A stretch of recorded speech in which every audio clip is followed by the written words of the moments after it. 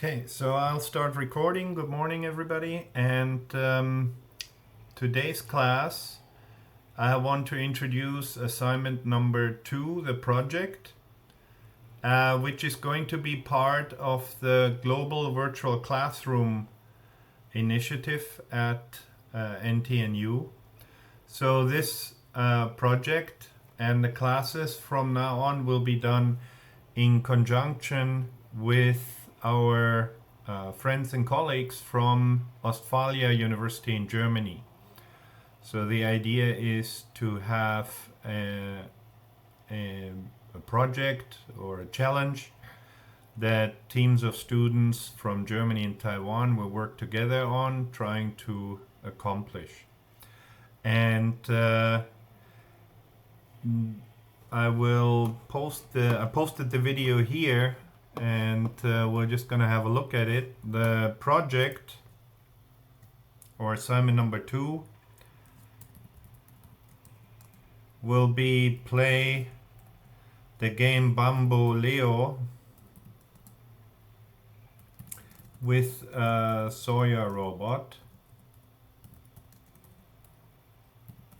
That is one of the possibilities. We have 2 options for the project. This is the one that I think is actually the most fun, and but there's also another one using the pepper robot. So let's have a look at the gameplay and the review.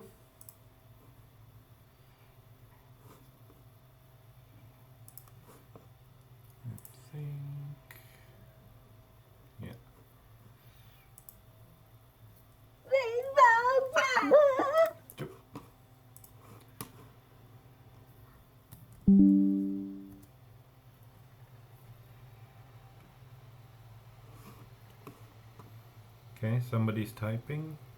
If you have a question, please type it, either ask or type it in the chat window.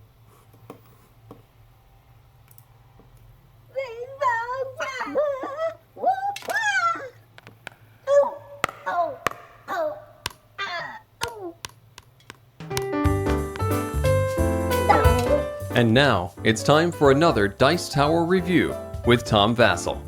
Hey folks, Zoc makes some fantastic dexterity games.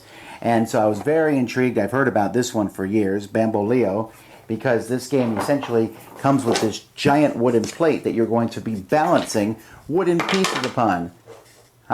Sounds like a lot of fun. I've liked some of the other games like Hamster Roll. Let's see how good this one is.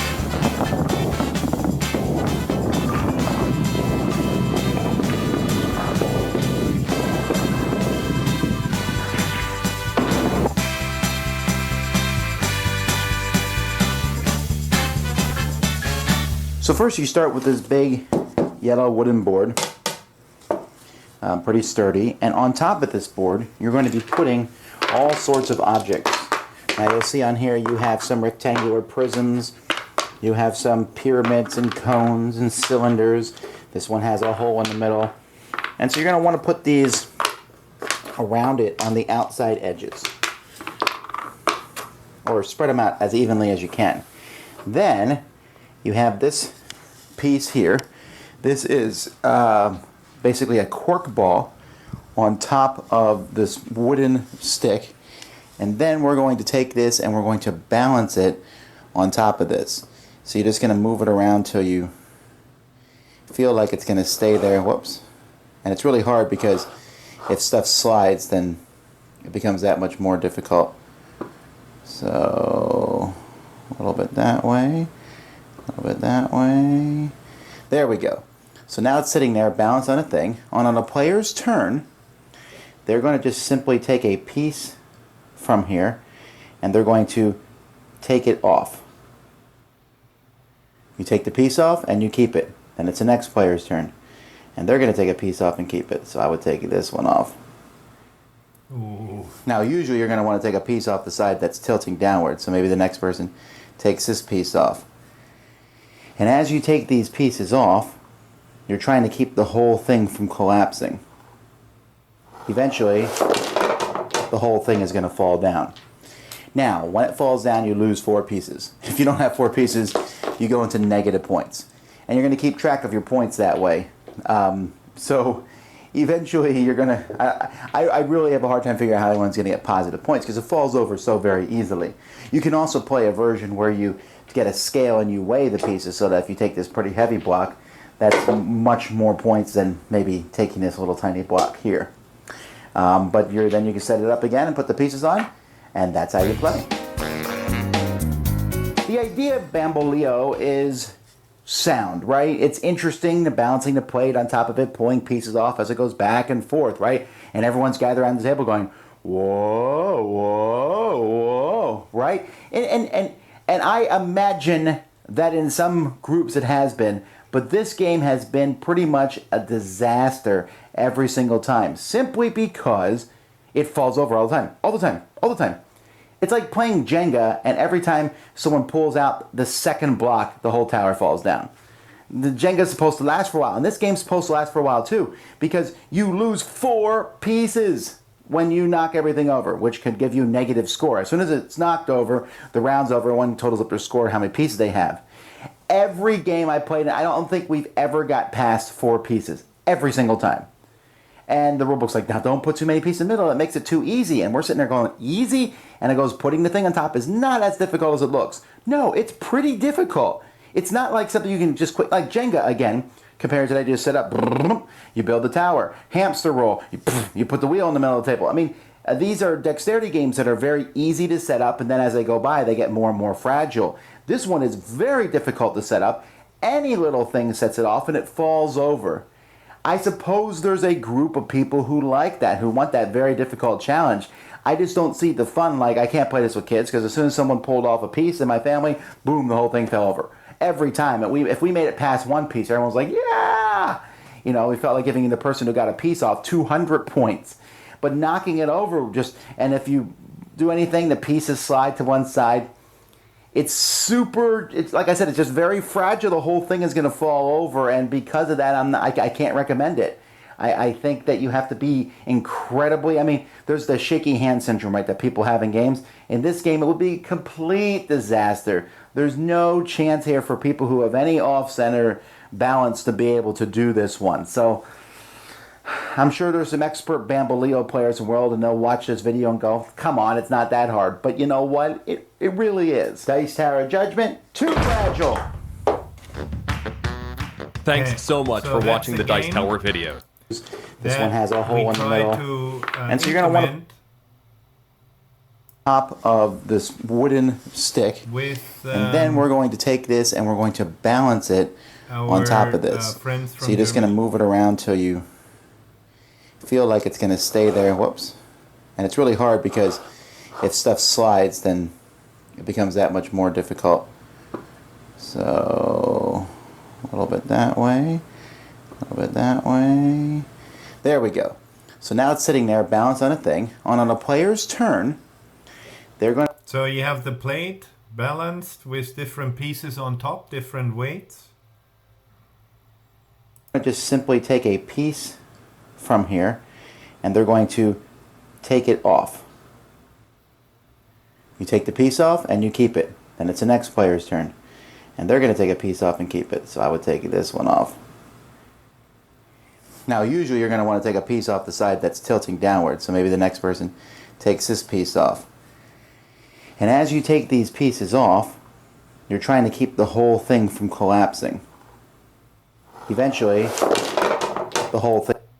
So I think then it starts sliding, eventually falls off. So the robot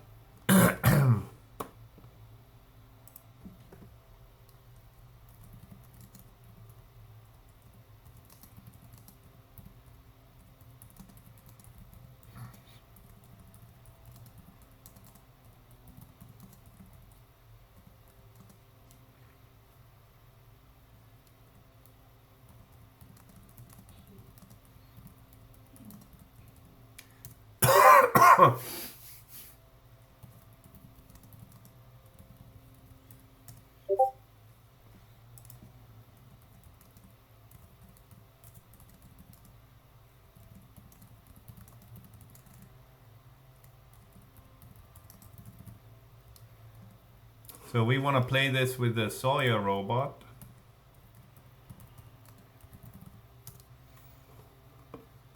Which looks like this.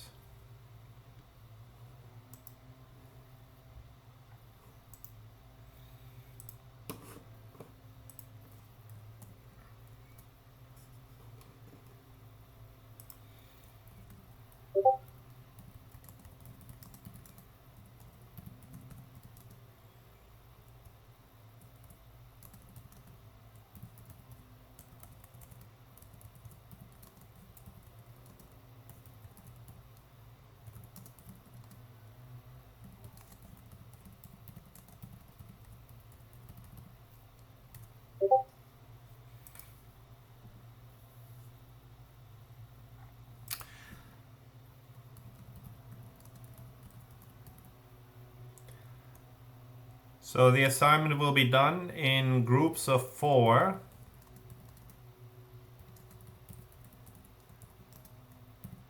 Two from Ostfalia, 2 from NTNU. Okay, so you will have to find one partner locally and 2 other partners remotely. And then the idea is that NTNU students are responsible for the vision.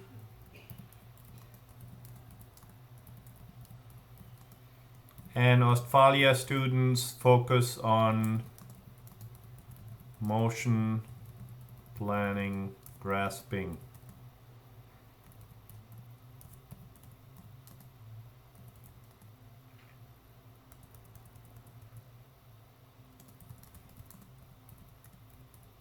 Of the pieces. So that's the idea, yes. So our first virtual global classroom class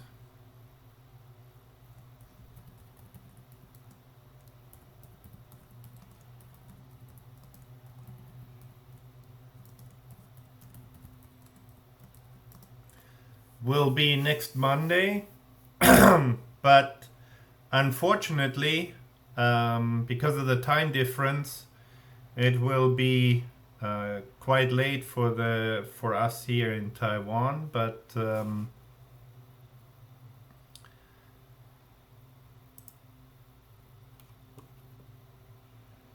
that'll be 20th November.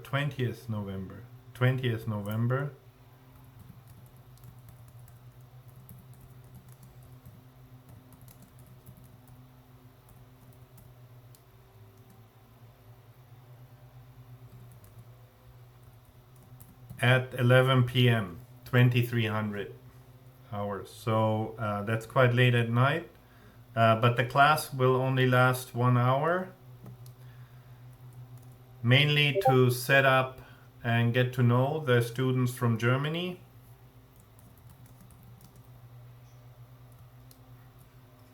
Actually, let me emphasize this.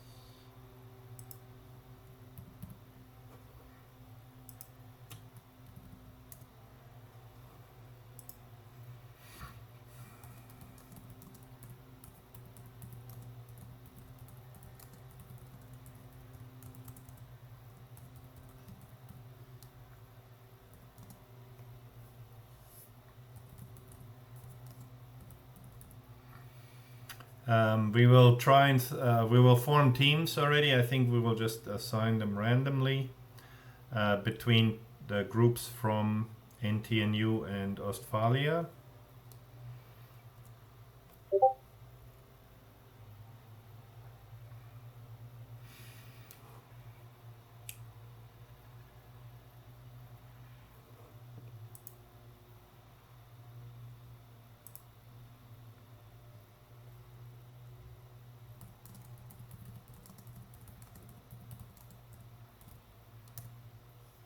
And it should last about 1 hour.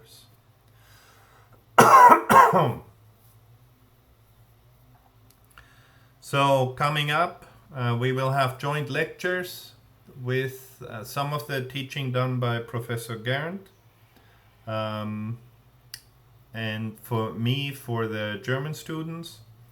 And then we will have a joint project together with students from Ostfalia University using the Sawyer robot which, as you can see here, it's an industrial arm, single arm robot with a LCD display for the face and cameras, the standard kind of sensors you have. So there's one camera mounted in the top here.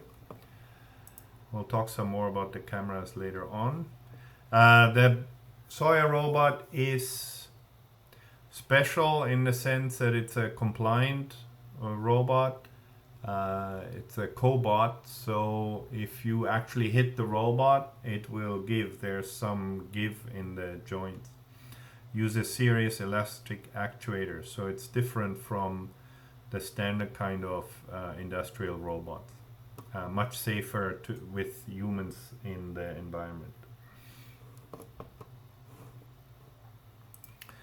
Okay, so let's talk about the problem that we need to face. So what are the vision challenges?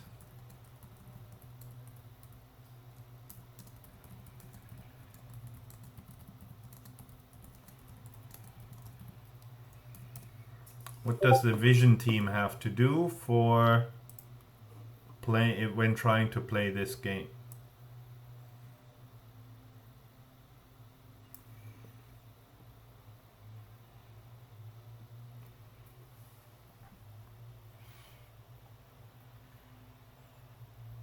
Like, what would be your job in order to make a robot that can play Bamboleo? What would be your job if you're the vision guy?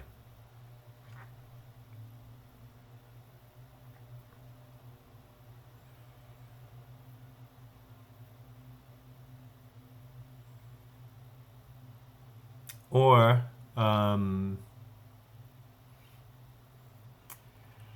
before we start talking about the vision itself, how would you model this problem?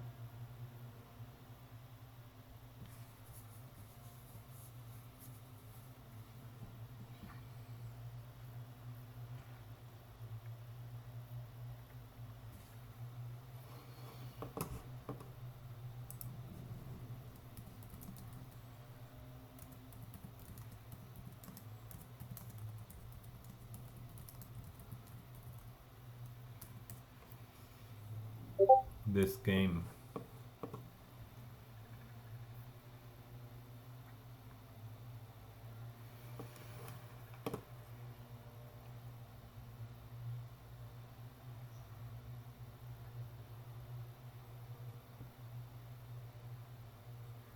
I know if I have a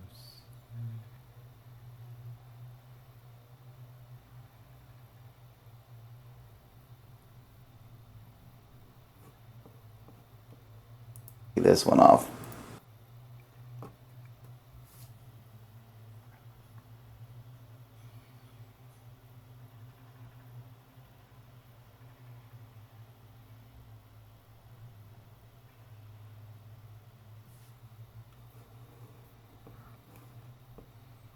Well, I think first about the high-level strategy.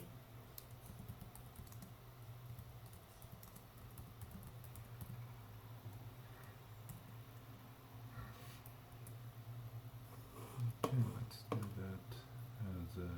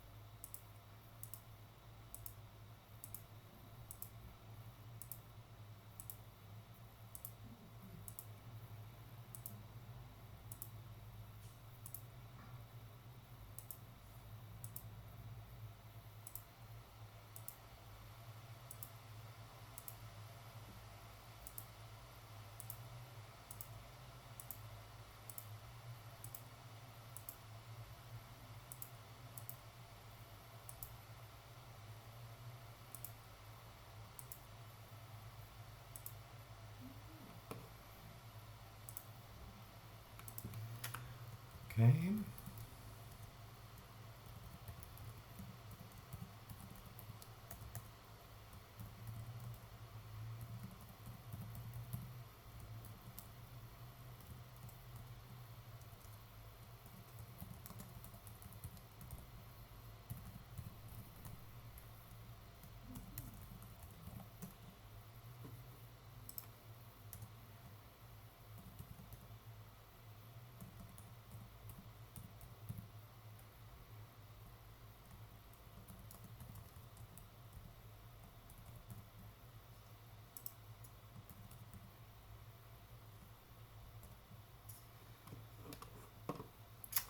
So, Bamboleo link.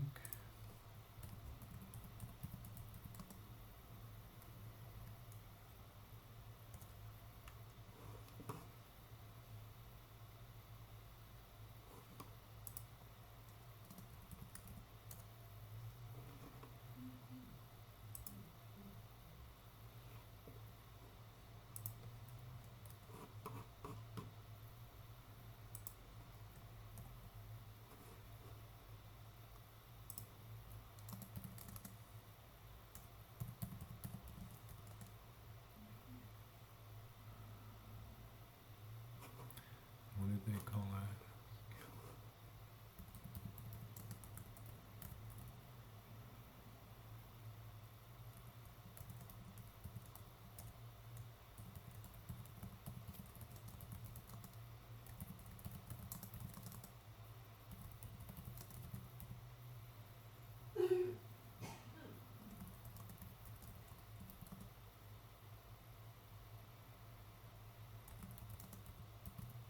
I'm not sure what it actually means with the different colors. If two players have different colors, or if the red ones weigh something more or less than the black ones. I'm not sure.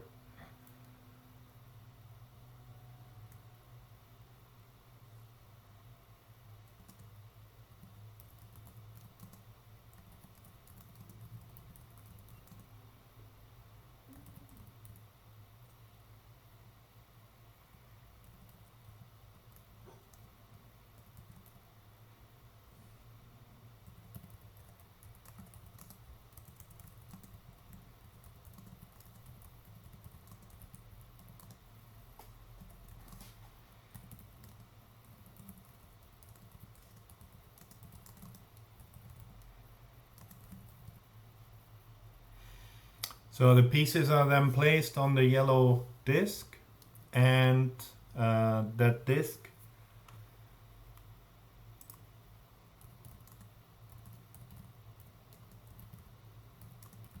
is balanced on top of a cork ball.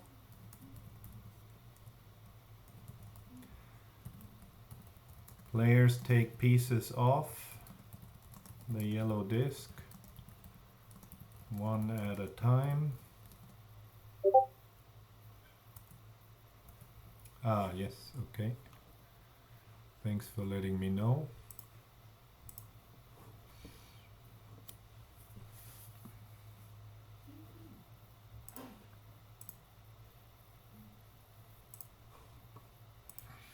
Okay, now you should have access. Let me update the link.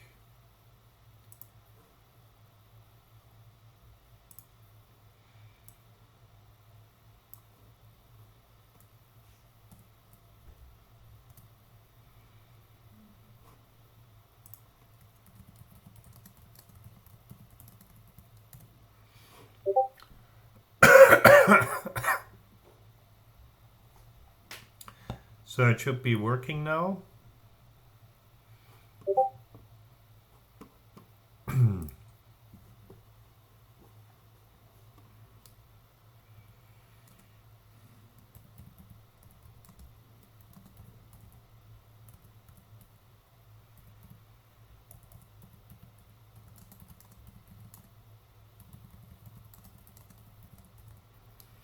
And you lose 4 points if you topple the board.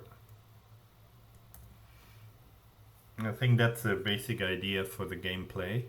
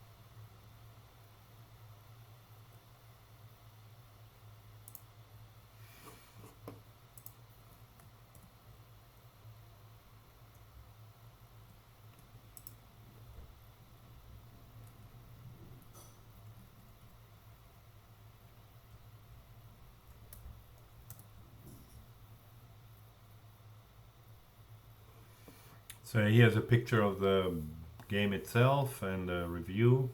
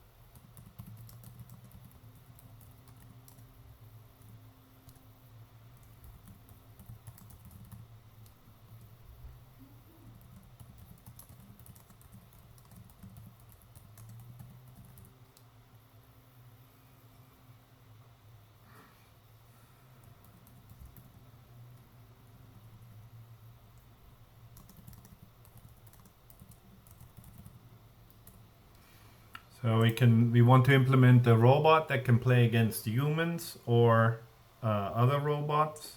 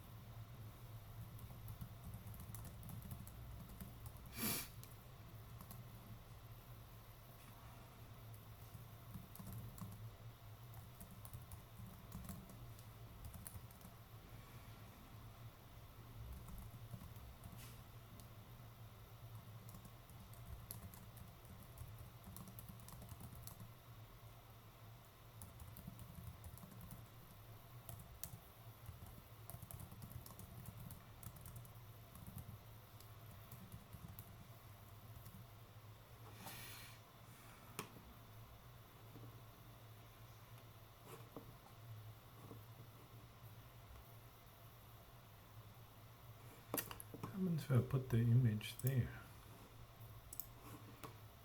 Try.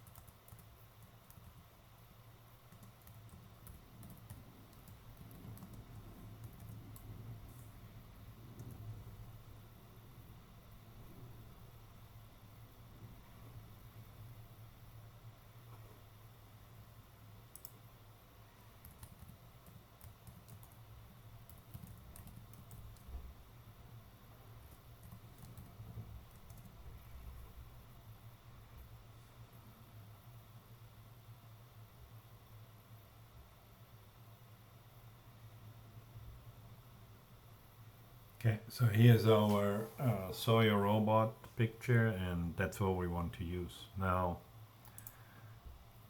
first,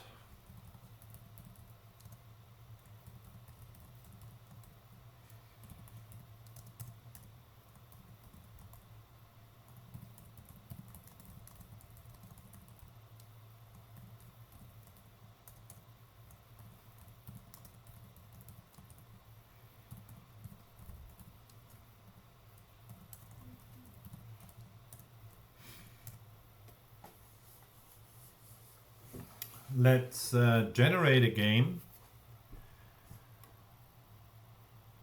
And let's see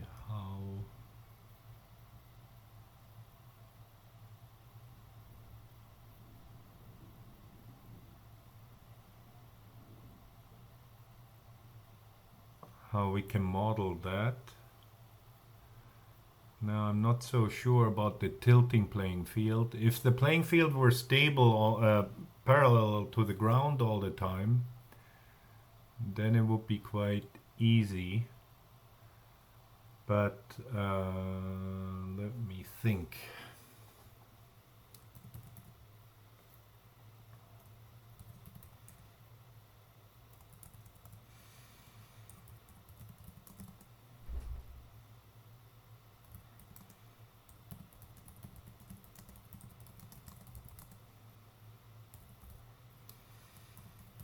Now the game is three-dimensional, right? It's a circular disc.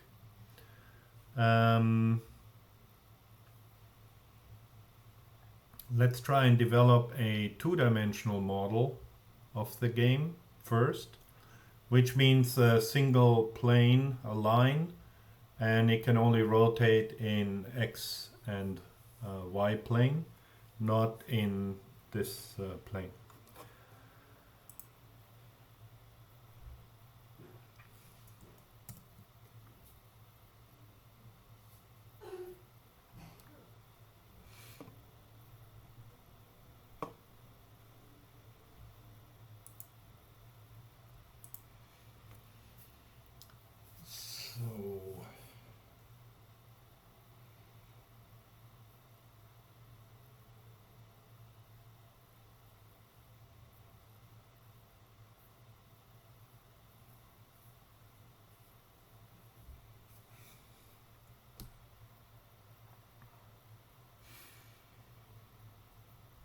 So the pieces, there are cones, various prisms, cylinders, and cubes and rectangles. Doesn't look like they actually have it on there directly, but okay. So we have to model these various pieces.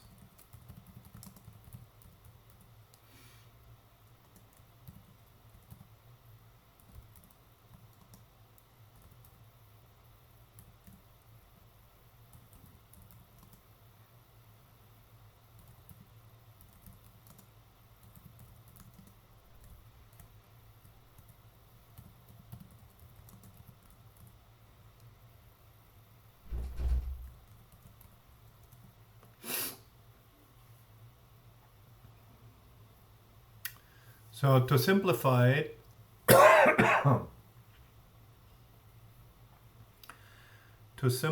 we will just use rectangular pieces at the moment, pieces with a flat base and width and a height. That will always be perpendicular to the playing field. Cubes, cylinder, cones we can add later on.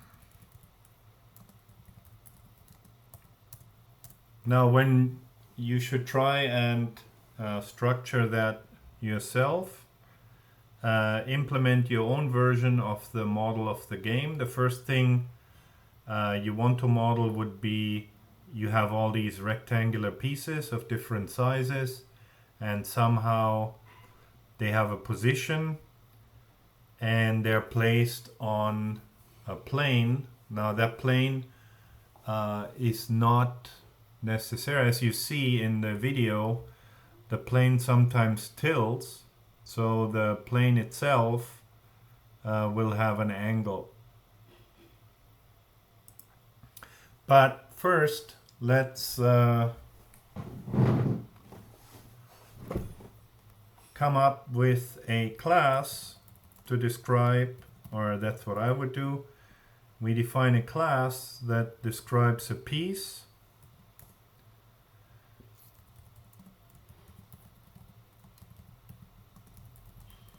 Now, for the piece, there's a position, x, and just along x in this case, but in the future, maybe we want to make it multidimensional, so I leave it as a position. And then we have also a weight, right? The pieces have different weights.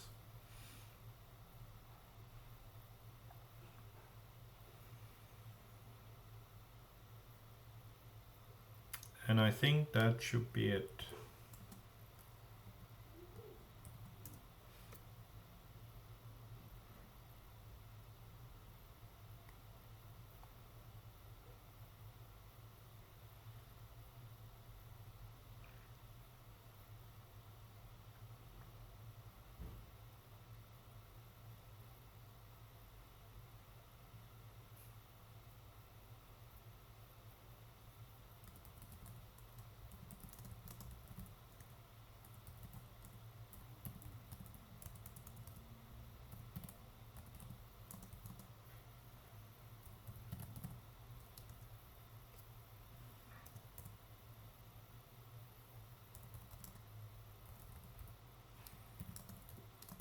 And then I just want to draw it.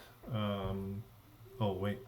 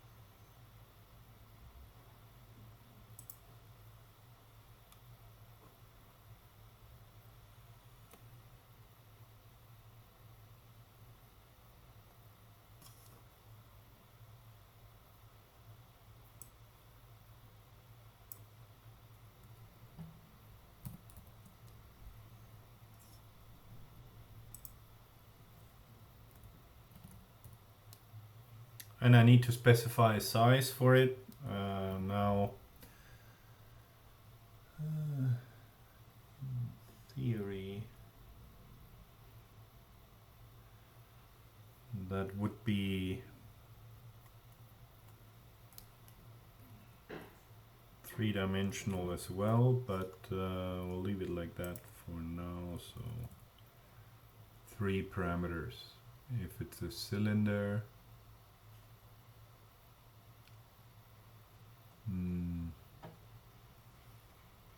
yeah, I don't think any one of the pieces would need more than 3 parameters here.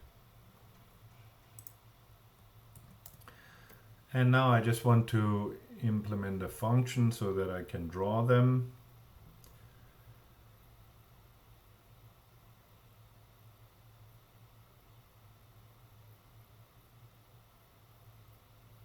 And do I need to...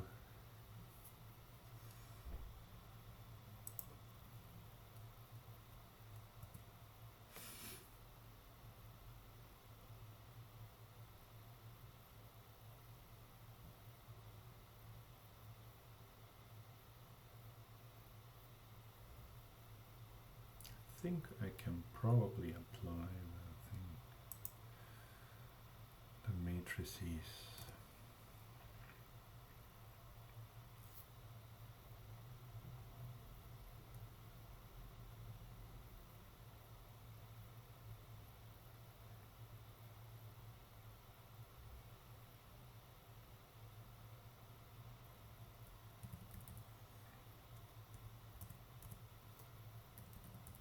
Okay, then let's use inheritance. So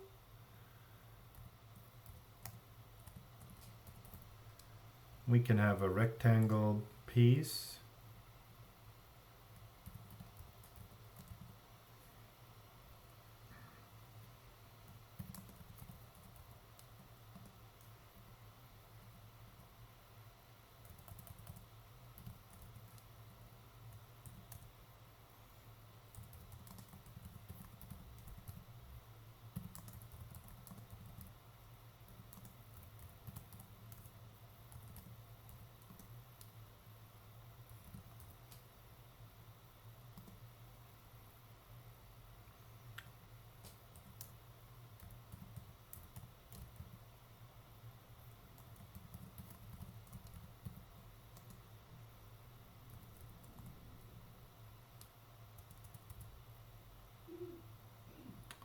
In it, type would be piece rectangle.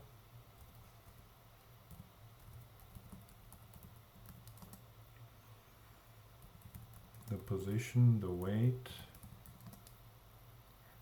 and the size.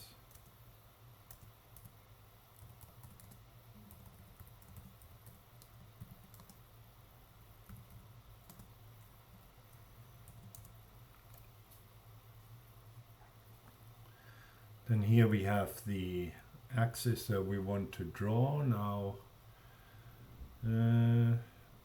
if I draw it in 2D, I only care about the x coordinate of it on a line basically. So x is equal to self dot position 0.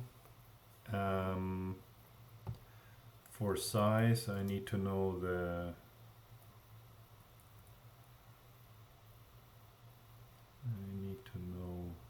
sx and sy.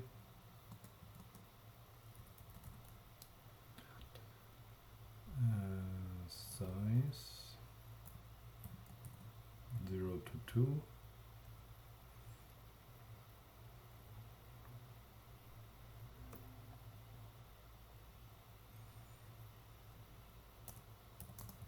Then we generate a rectangle.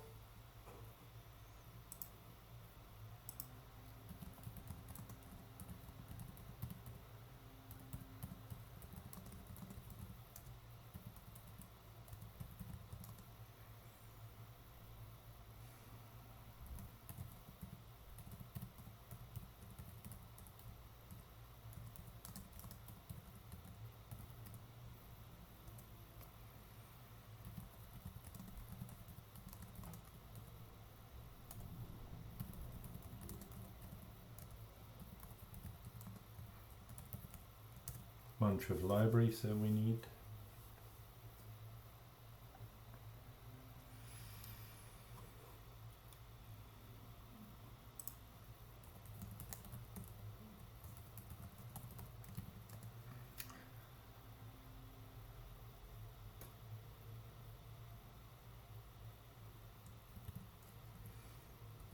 So we draw it at x and y 0.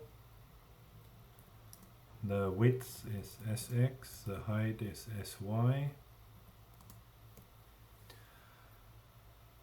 The angle we'll deal with later.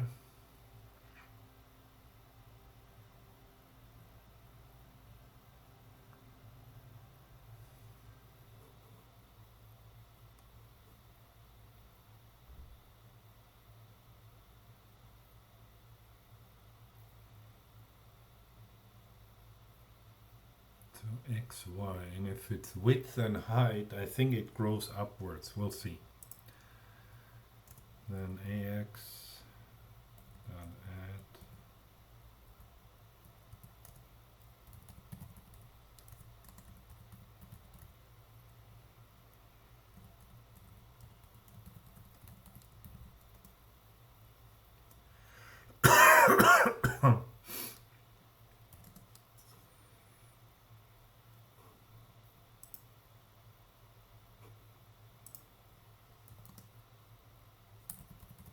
let's set up a color here.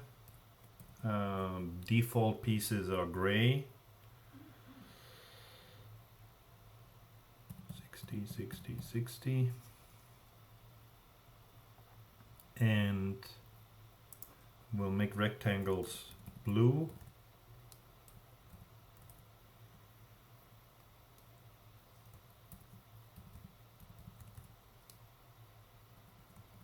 Not so bright blue, maybe B0.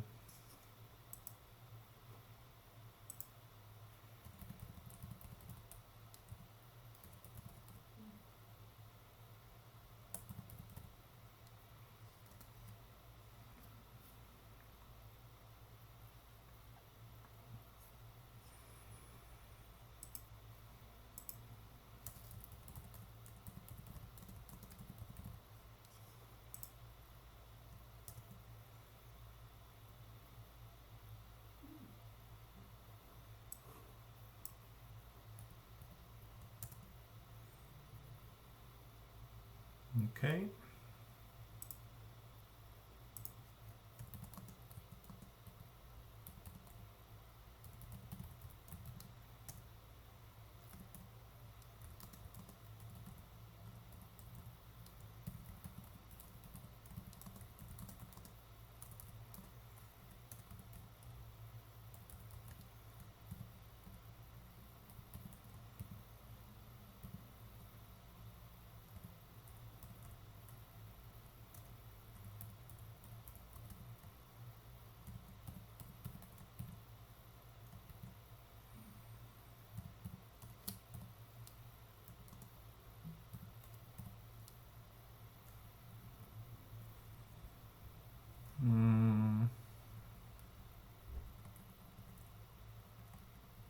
Let's make it equal. Then P1 is equal to P's rectangle at position 0.2 meters and weight 1 kg and size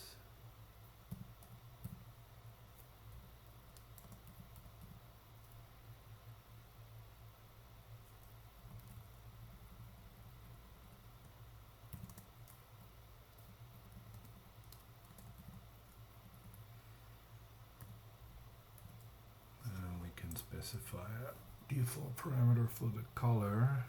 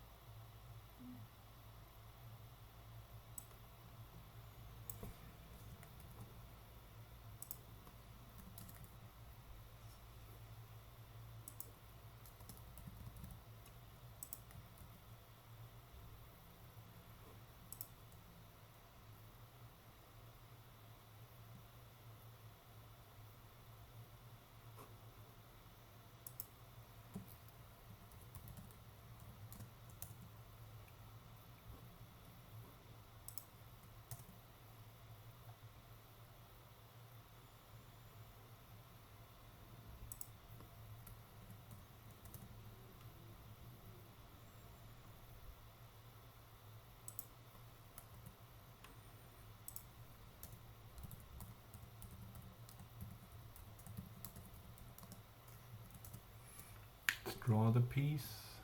Oh.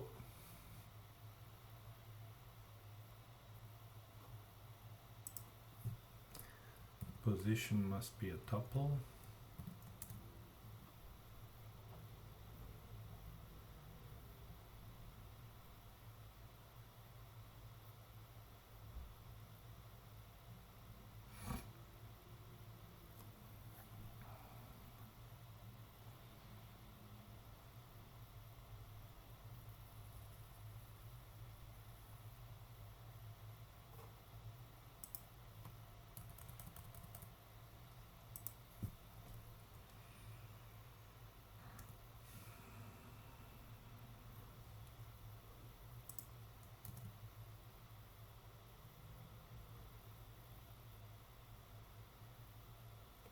Set the position.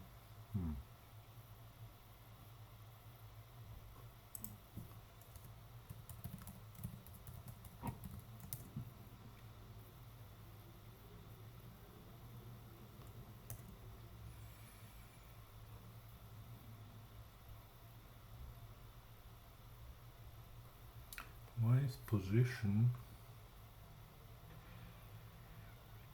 piece rectangle, position, position,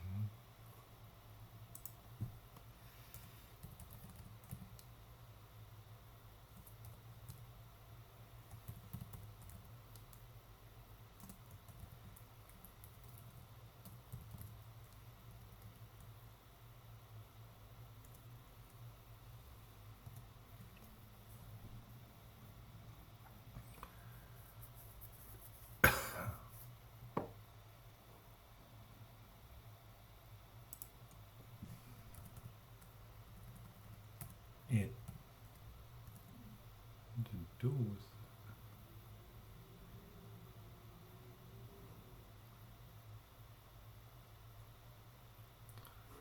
huh.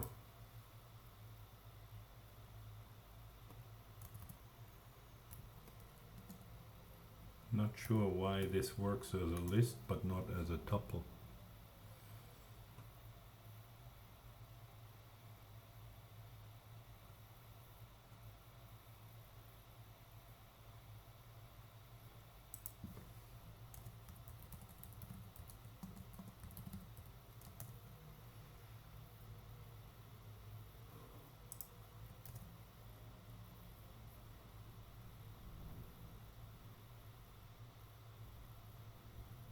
Fill color,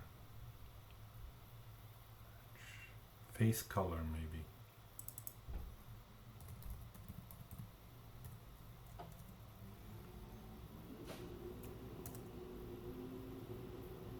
Yeah, okay. Now here we have one little piece, a rectangle piece, and artists weren't defined, yes.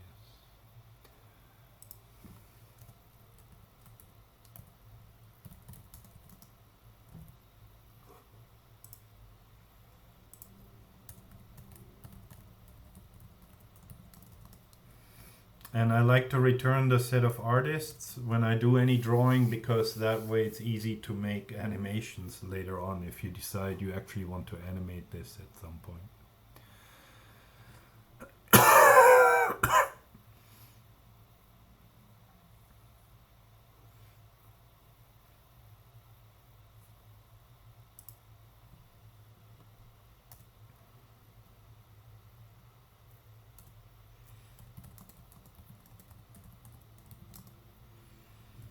So let's generate 10 pieces.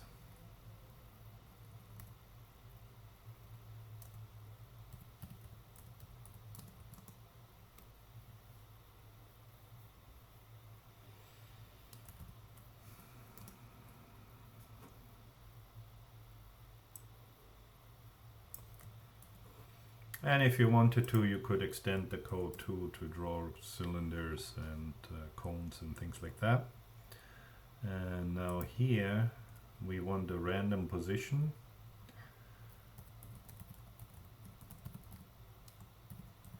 From -9 to 9 divided by 10. And the sizes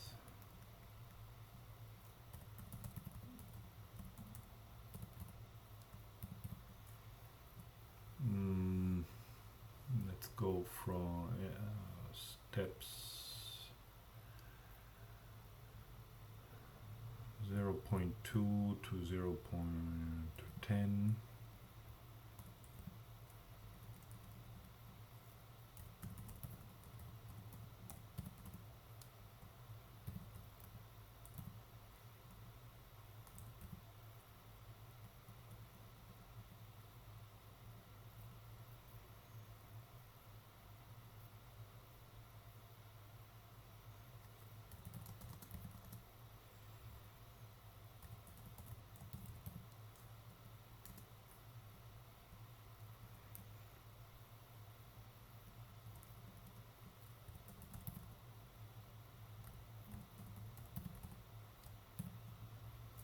Five to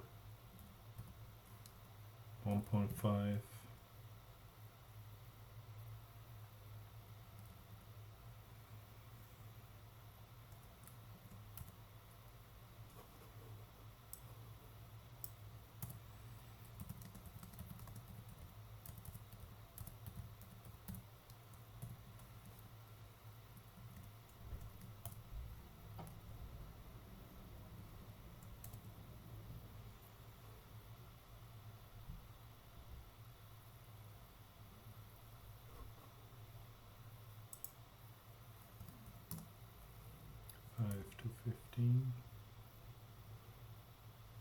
So here's our playing field now. Maybe pieces are a little bit too big.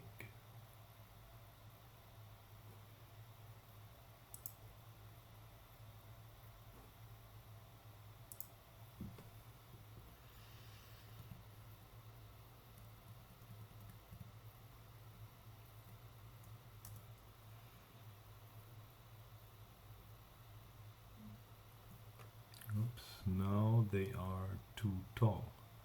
2 to 10 by 100. 2 to the 100.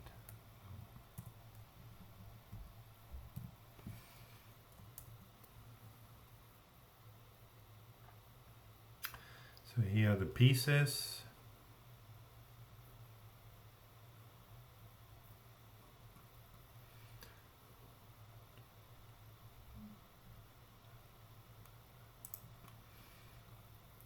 And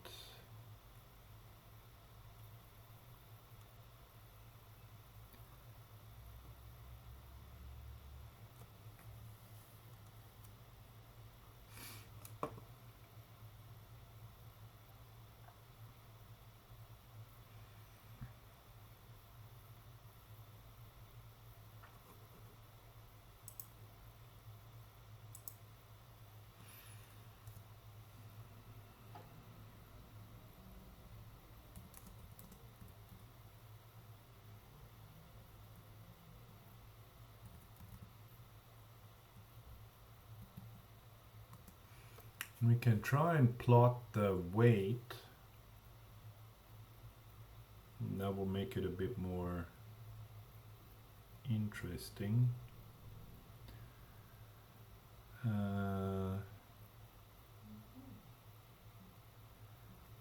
So we need to add the text. Text would be x, y plus 0.01.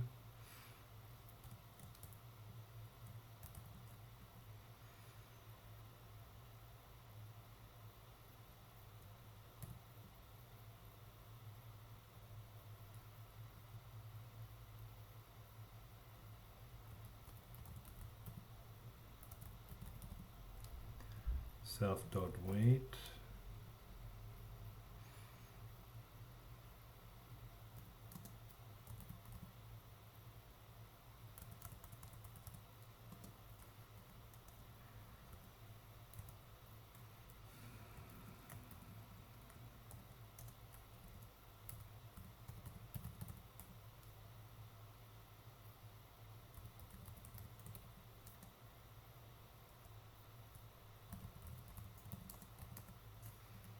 T.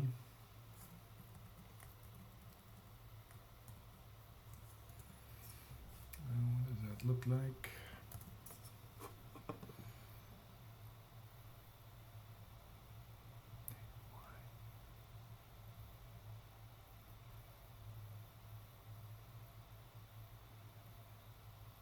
That would be Z, not Y, but Y. Okay.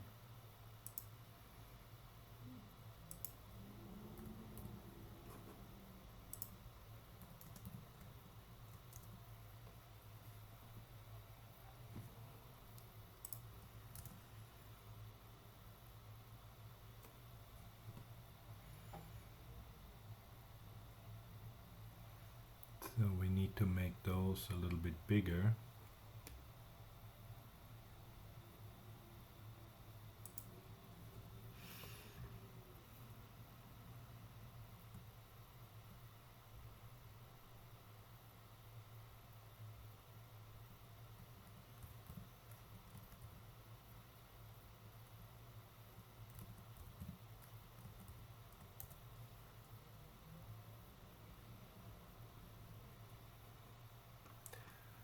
Font color, white.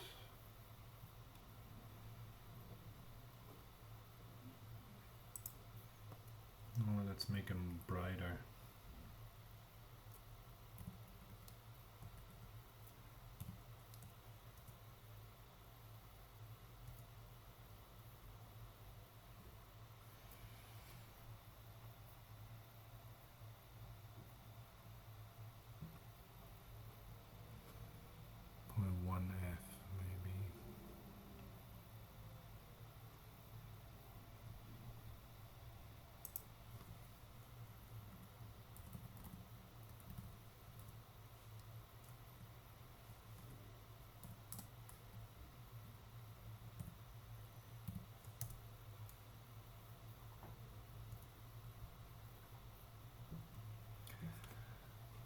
Okay, and our font color.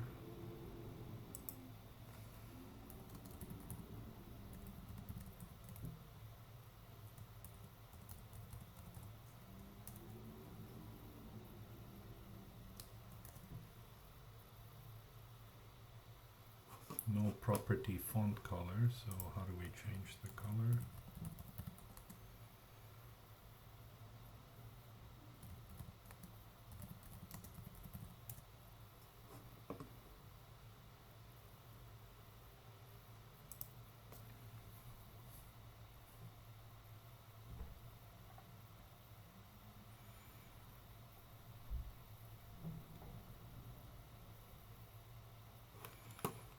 No, I want to change the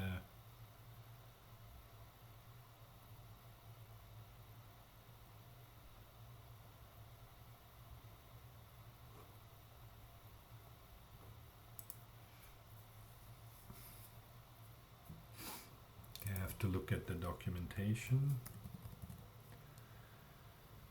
Background color, color, okay.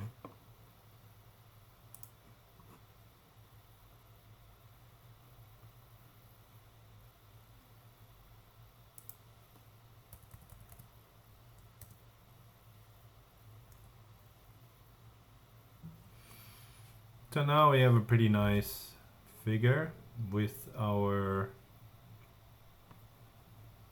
playing field problem here.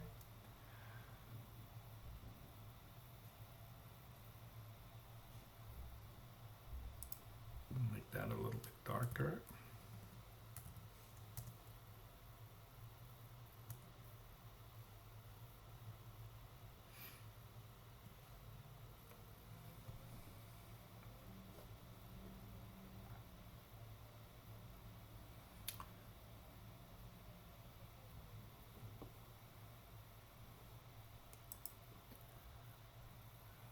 Get rid of the print statements.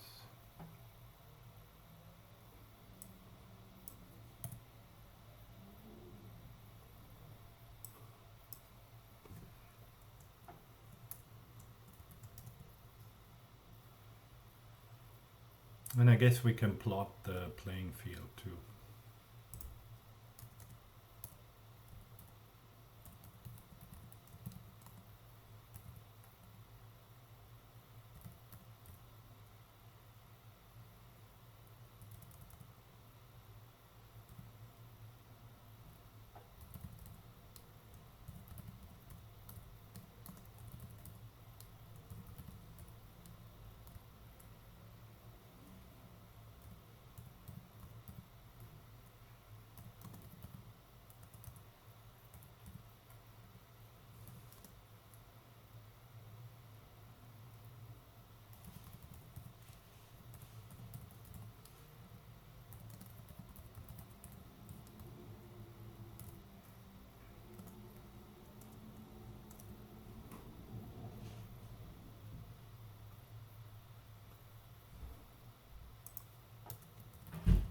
So the field size is 1.8 meters. Not very realistic, but okay.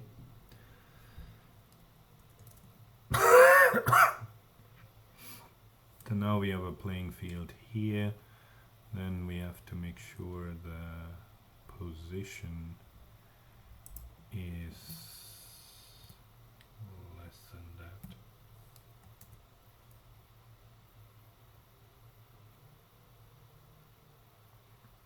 So here we have it, then we can also plot the pivot point. So that should be from 0 to negative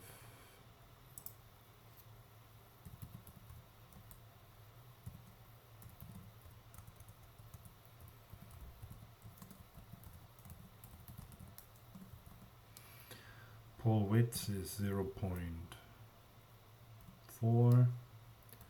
Pole height 0.2. Now we need to go to negative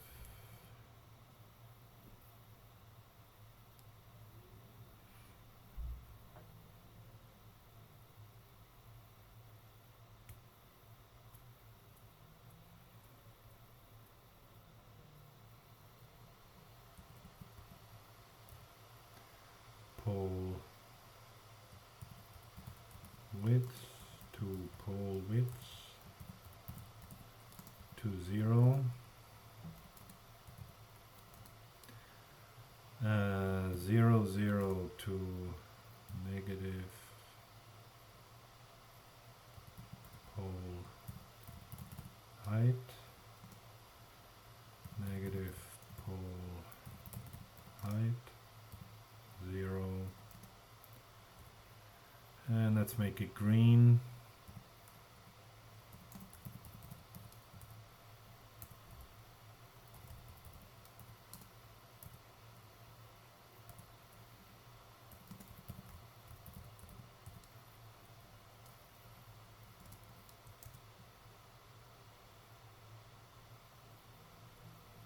Here's our pivot point. Let's make it a lot thinner and a bit taller. So this is what the playing field sort of looks like from the side. Now the question is, if you have this configuration, then how do you play?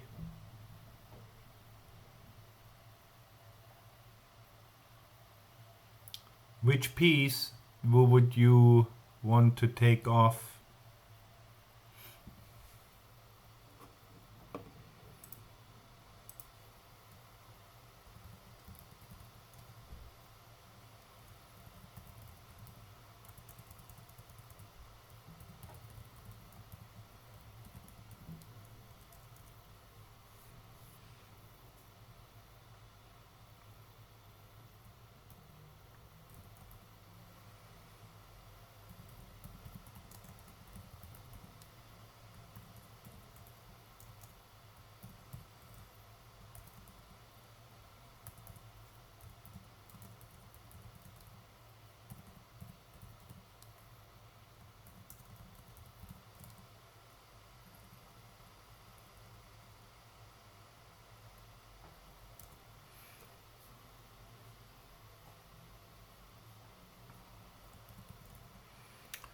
So first of all, from physics, the board would be perfectly balanced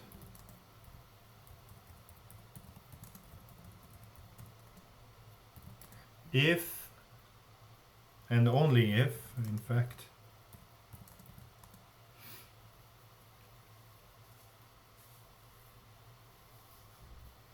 the center of mass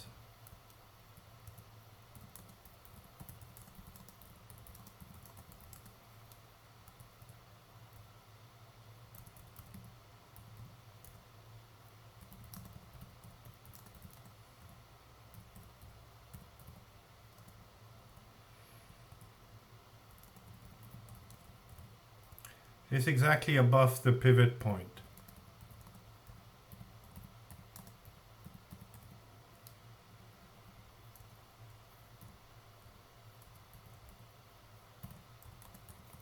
If the center of mass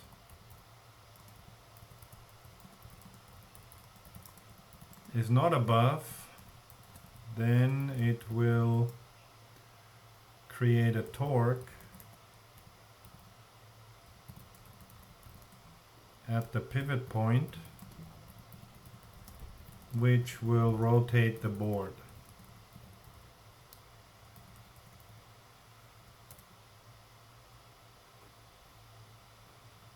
Right here.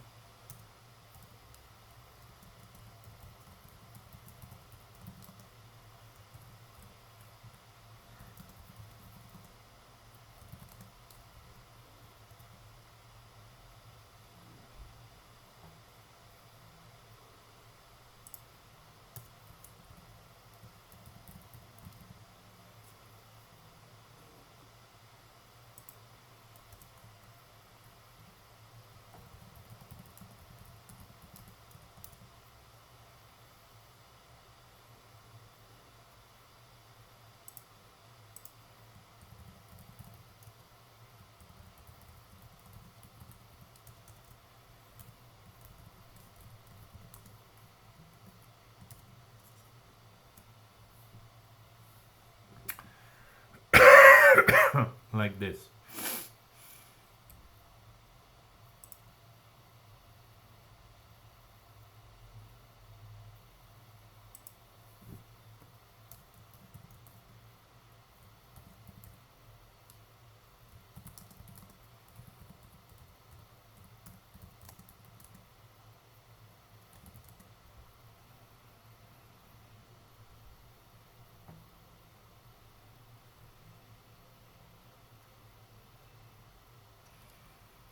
Now the torque, if it's not exactly stable, then you see the board sort of will tilt.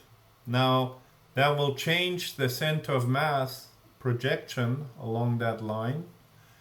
So the cork ball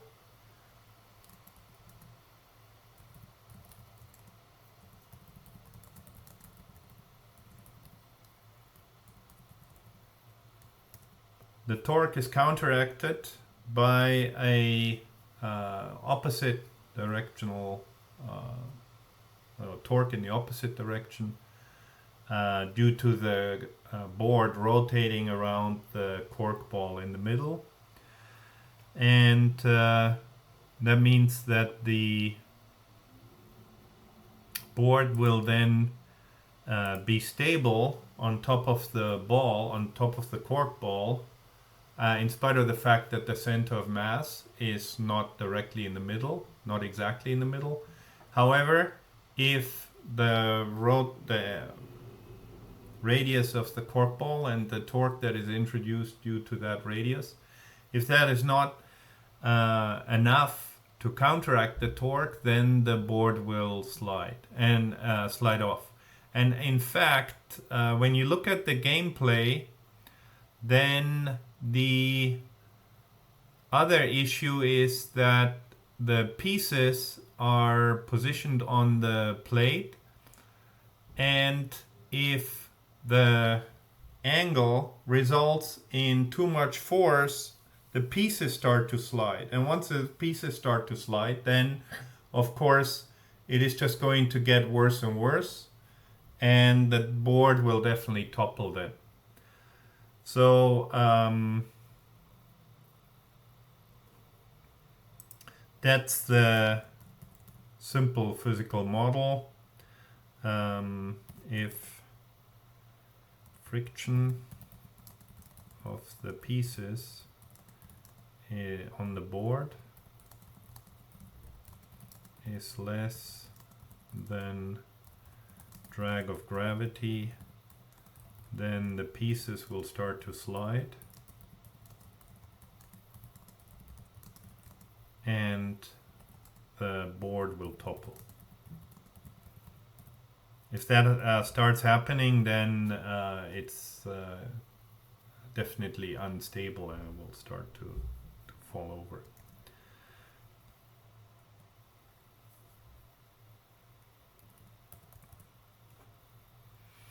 But our strategy should then is actually quite straightforward.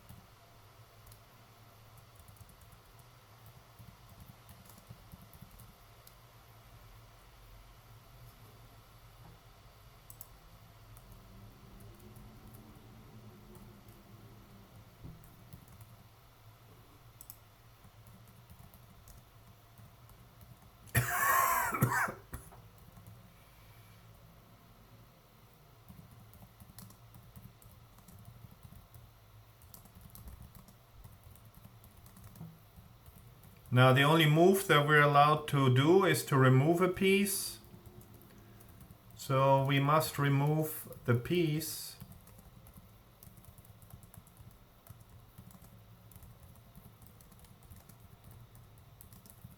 so that the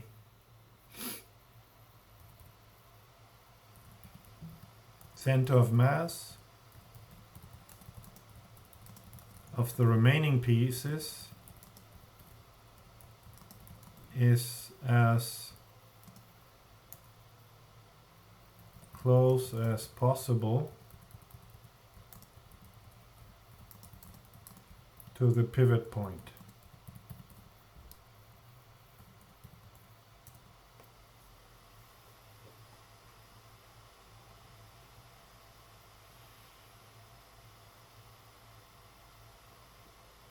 If you were to allow to add pieces, then of course, in a sense, it would be a more interesting game. Complexity-wise, it would be a lot harder too, because you have 20 pieces on the board. So your move, you just have 20 possibilities to consider. There's no complexity in the sense that you simply pick the best piece. There's no other strategy. So a greedy strategy, greedy algorithm will work best, I think, because if you don't take that piece, your opponent may take the piece, and nothing will have really changed except that they had an easier piece to pick. It's not like chess where this guy moves there, then you move there, then you move there, and all of these lead to vastly different outcomes in the game. Topple or not only depends on the sum of the remaining pieces on the board. So I think a greedy strategy will be just fine. Which means we always pick the piece that after we move the piece, we are in the most stable position.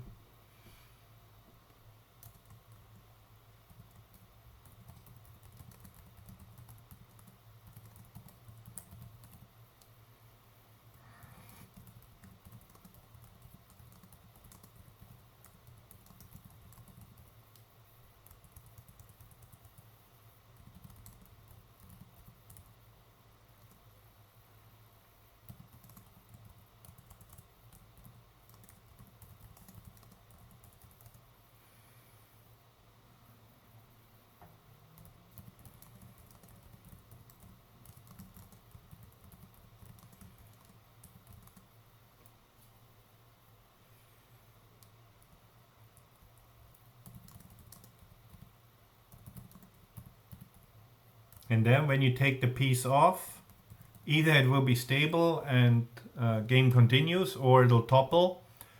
If that piece, however, resulted in a toppling of the board, then so would every other piece too. It's never the case that you have one piece where the center of mass is very close to the pivot point and it topples, and then you have another piece that you take off where the center of mass is further off from the pivot point, then that will also guaranteed topple.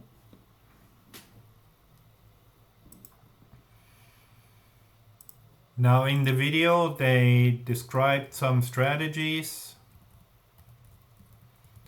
which are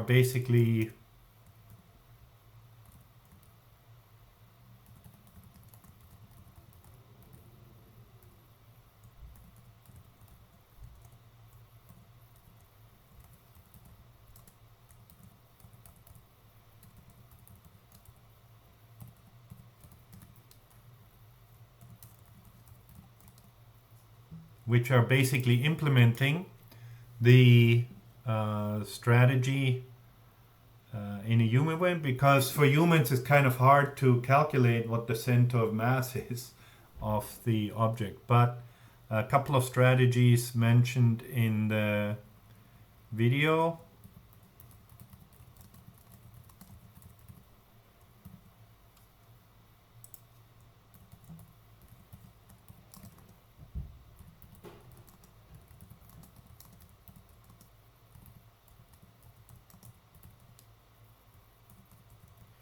One that the guy mentioned was that you want to pick a piece that is on the side of the playing field that is tilted downwards, right? Because that part is too heavy. So you need to take something off from the lower part. If you take something off from the high part, then the imbalance is going to be even bigger and the center of mass is going to move even further off, which means that the board is going to tilt even further. And the other strategy that they mentioned was pick pieces that are close to the center pivot point. And that makes sense too, because if you look at the torque that is applied or generated at the pivot point due to a particular piece, then that point is going to be multiplied. That's a lever that's multiplied by the distance of the piece to the pivot point. So the further away it is, the more influence it is going to have on the center of mass. So that means that if you pick something here, then you have less influence on the center of mass. You're going to have less of an impact on the center of mass of the entire system. So if it's stable before, you make a small change, high chance that the resulting configuration is still stable. If you make a big change, then your configuration may not be stable anymore. So that's the idea for those two strategies. Now they make sense if we interpret them, or if we consider them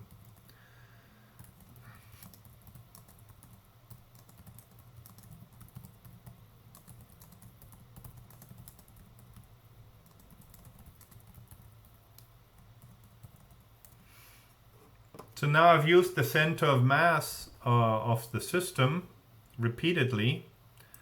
But what exactly is it, and how do we calculate it?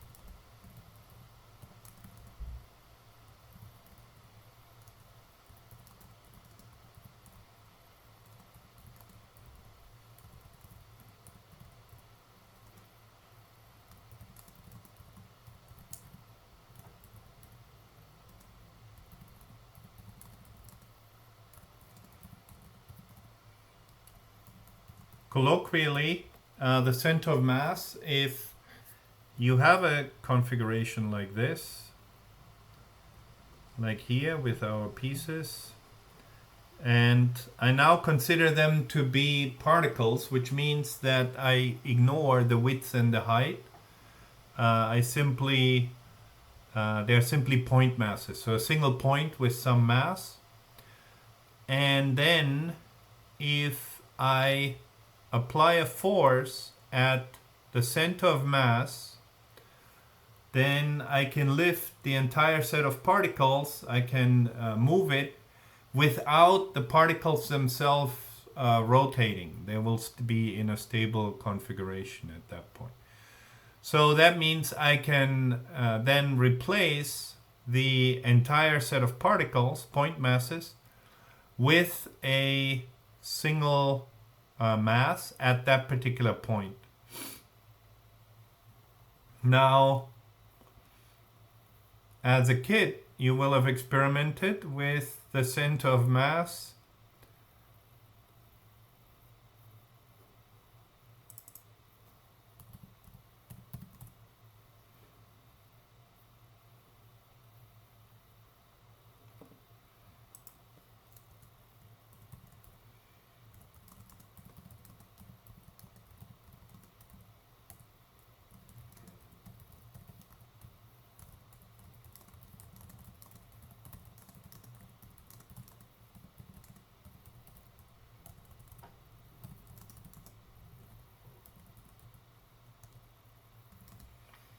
if you try to balance anything on your finger, maybe the mobile phone here, right? If I put my finger right under the center of mass, now I can move the whole phone, all the masses in the phone, by just applying force at that single point. Balance a mobile phone.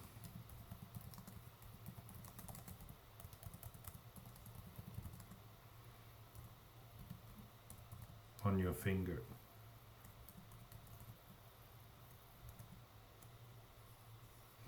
So mathematically, more formally,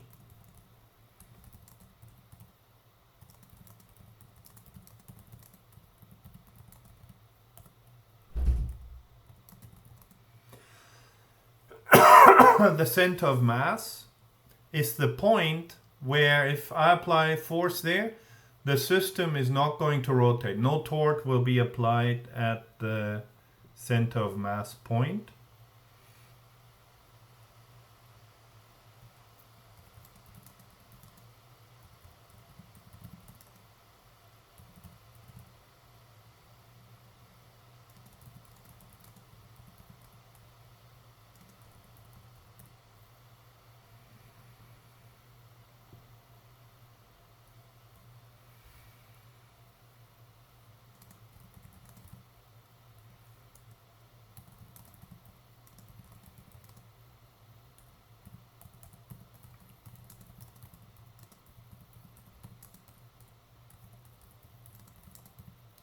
So that means that the sum of the moments that are introduced at that point, the sum of those moments must be 0.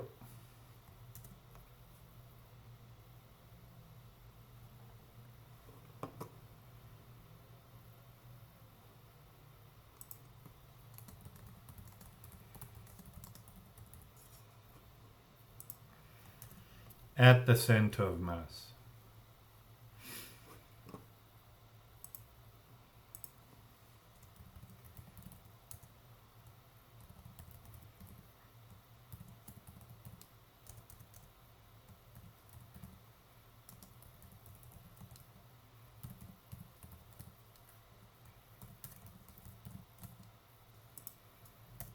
So now, how about the moment?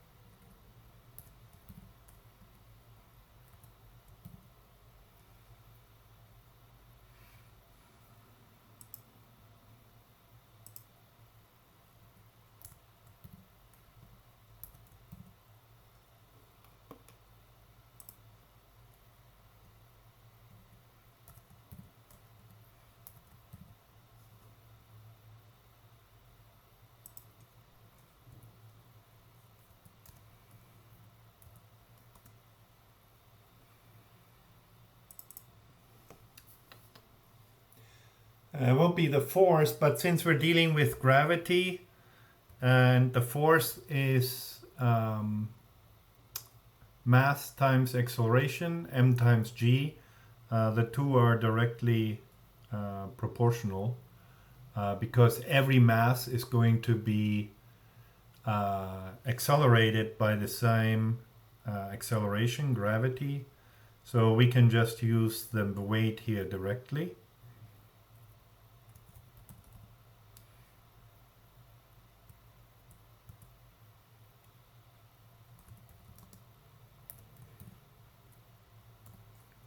We can use the mass here directly.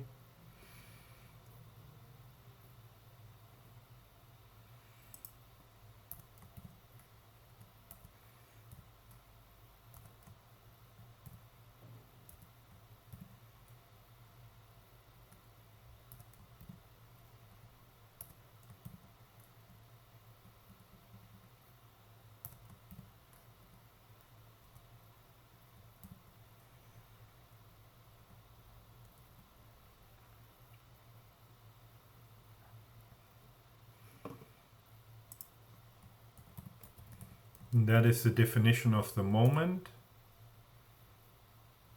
Right, so it's a product of distance multiplied by mass.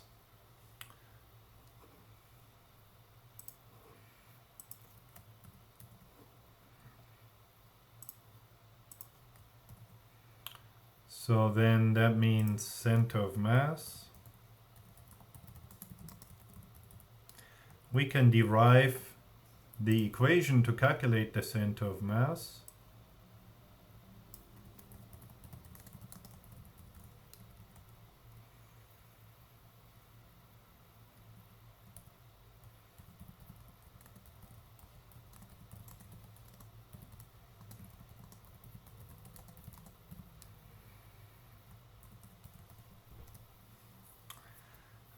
The center of mass is the point where all the moments, if I sum them up together for the individual particles,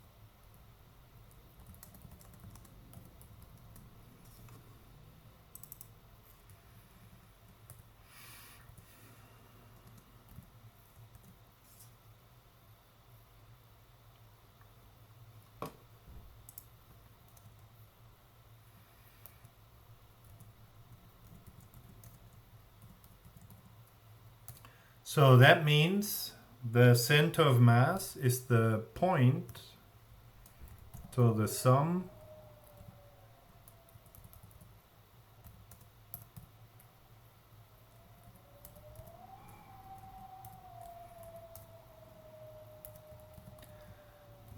over all the particles from I equals 1 up to n.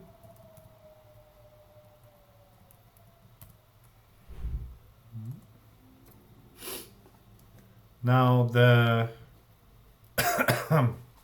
the moment is the mass of particle I multiplied by the distance, and the distance between the center of mass and the position xi, so there will be x minus xi. If I sum all of them up, I end up with 0.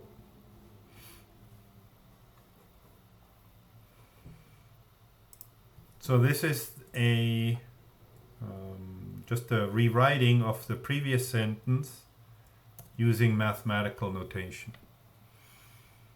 Mass I multiplied by the difference, the distance between xcom and xi.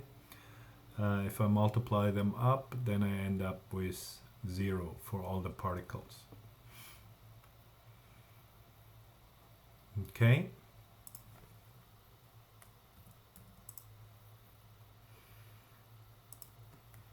So now this equation we can actually solve for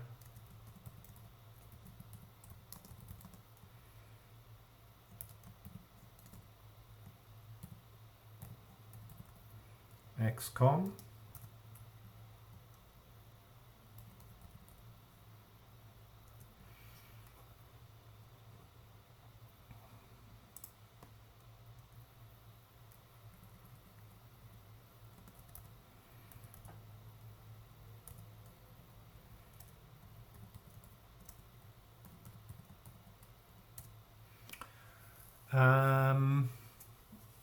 I can sum out, or I can multiply out xcom and xi.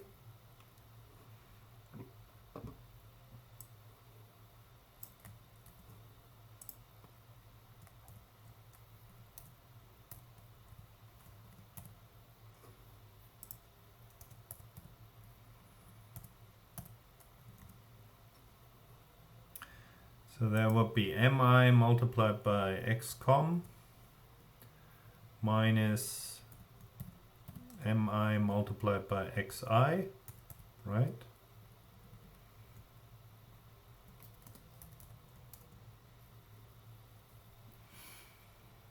So I simply multiply in mi here. Now these are two sums that are independent, so I can break them up into two sums that I calculate individually.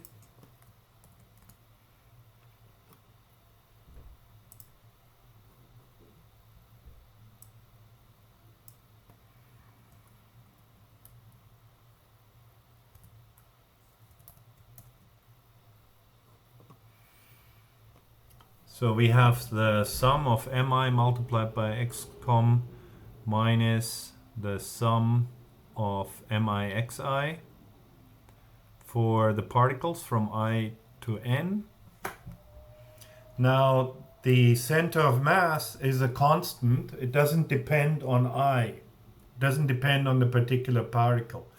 Mi depends on the particle because particle 1 has 2 kilograms, particle 2 has 3 kilograms. But xcom doesn't depend on the actual particle. So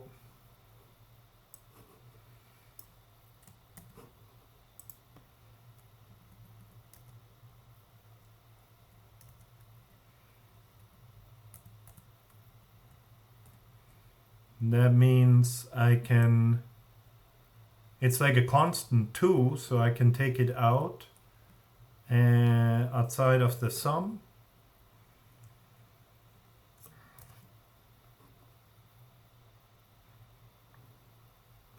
So I end up with this equation.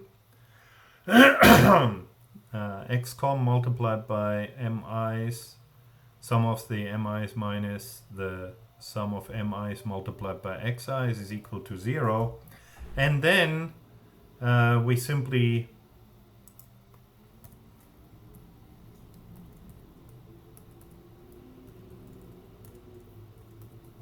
bring the two parts of the equation over to the other side, and we end up with the formula for the center of mass. The center of mass is this.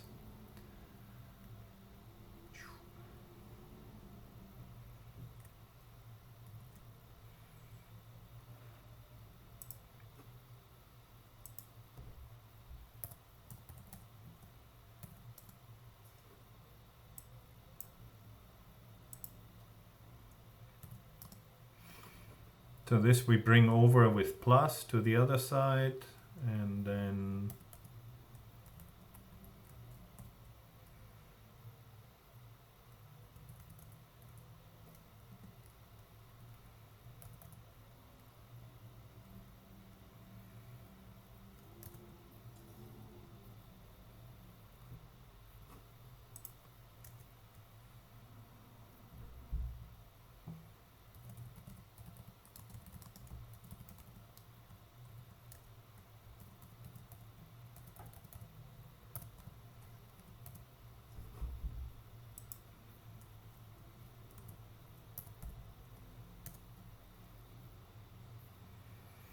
here's our equation for the center of mass.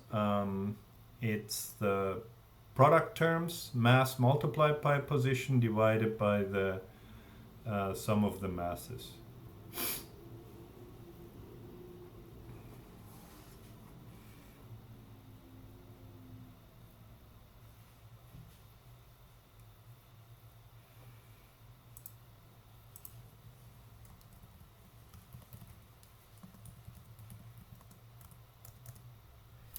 So then I can define a function, calculate the center of mass for a set of pieces,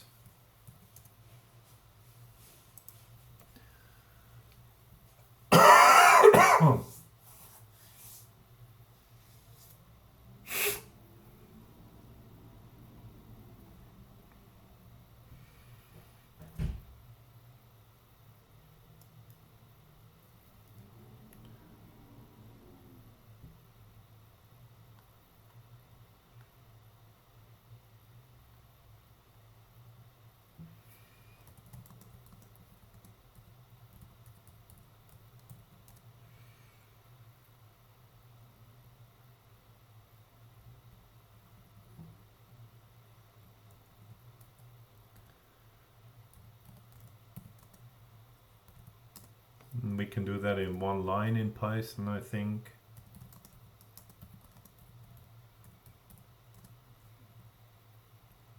So I need p dot weight multiplied by p dot position for p in pieces, and then sum that up. Now, in this case, I assume that I have numpy arrays for positions, because in that case it doesn't matter if it's one-dimensional, two-dimensional, or three-dimensional. It will calculate the correct thing, I think. So this is m multiplied by x, and then m's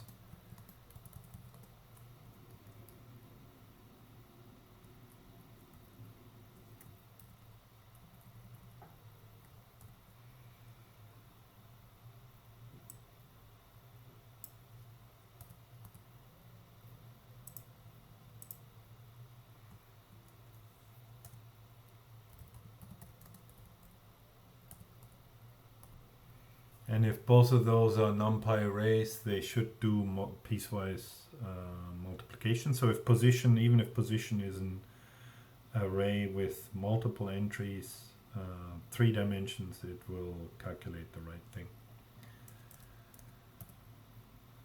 So the center of mass is calculate the center of mass of my pieces.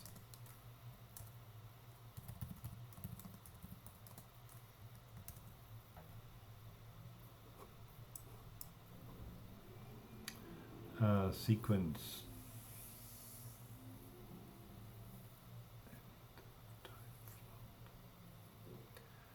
okay, multiply. Okay, let me see what we have. Print mxm.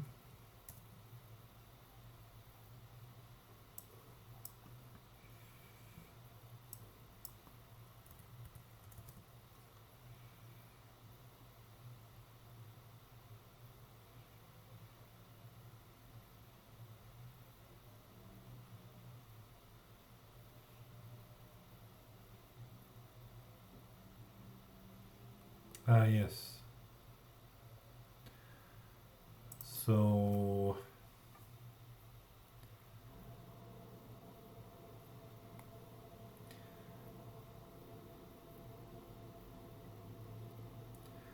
I will change it so that it's guaranteed to be a NumPy array.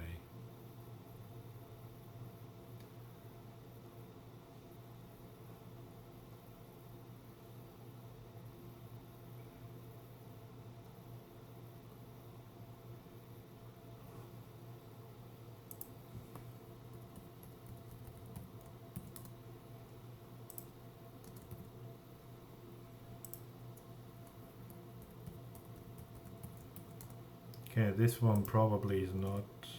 No, this one should just be weight or mass.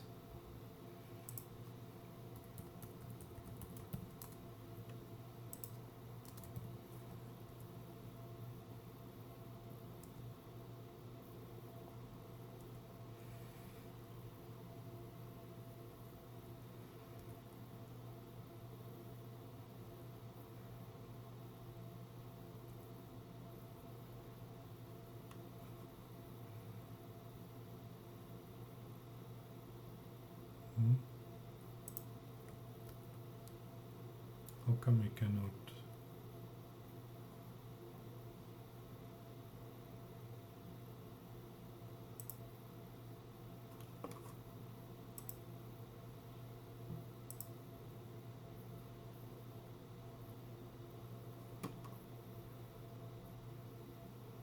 Can view? Hmm? How did it change?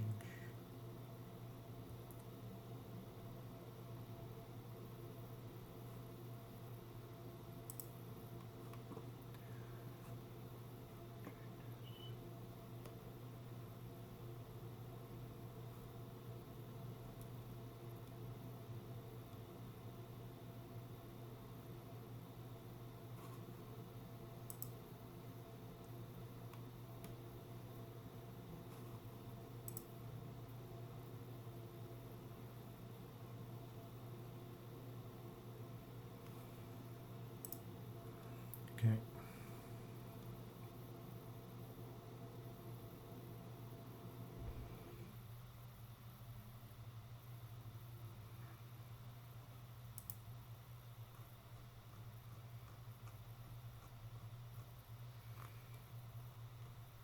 Okay, then let's see if the center of mass now calculation works.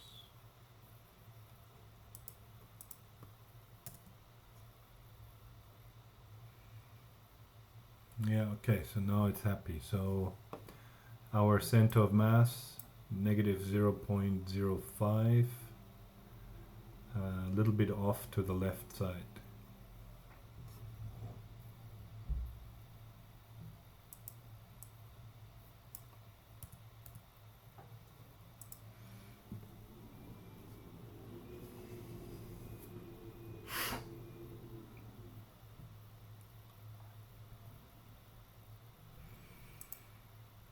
Okay, so we can plot this.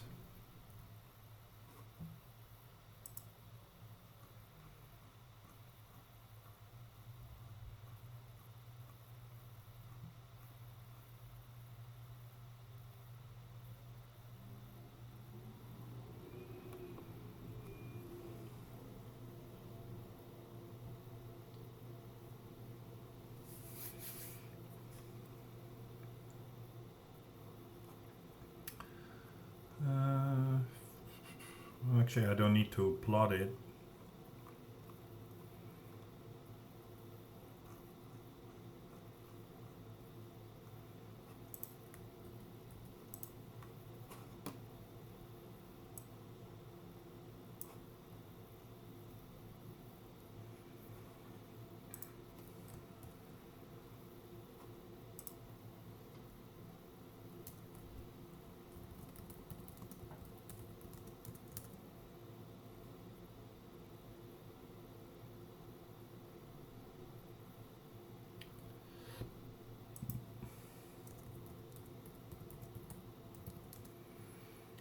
So I want to have COM, COM,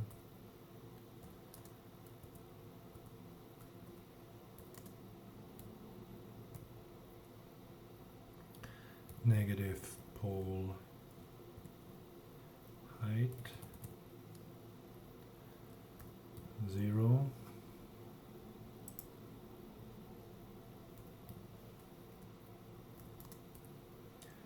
Dashed line in blue.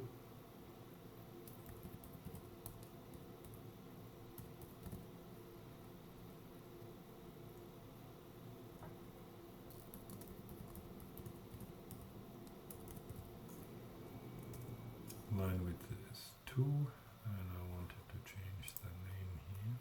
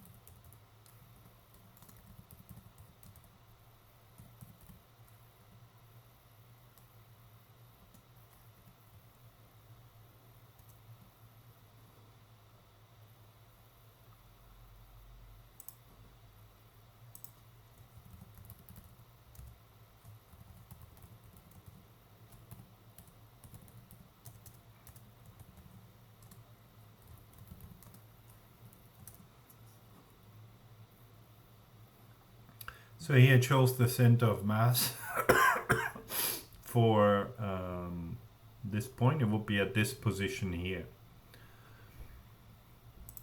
And now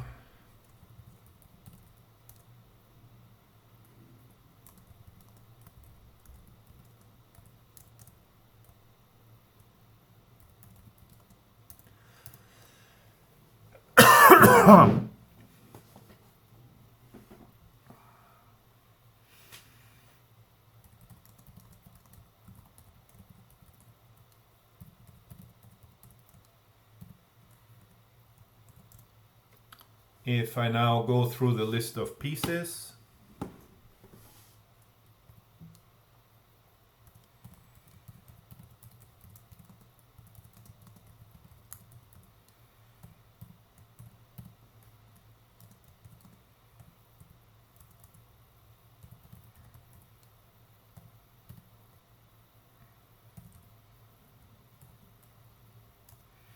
then I remove one piece at a time, calculate the center of mass,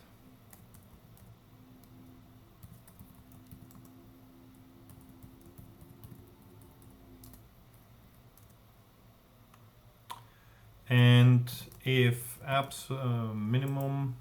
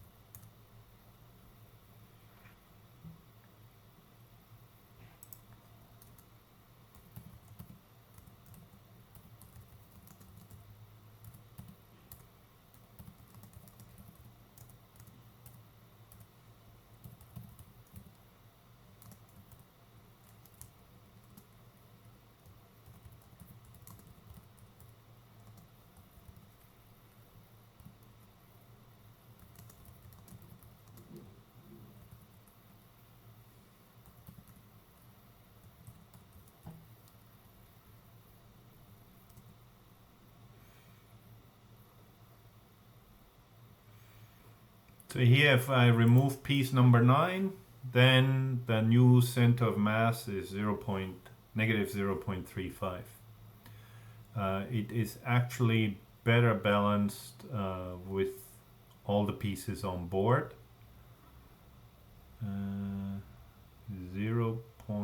Negative 0.05. So the center of mass is there. So it will tilt the other way. And then if I remove this one, I guess it's too big. I don't know which piece number 9 is at the moment.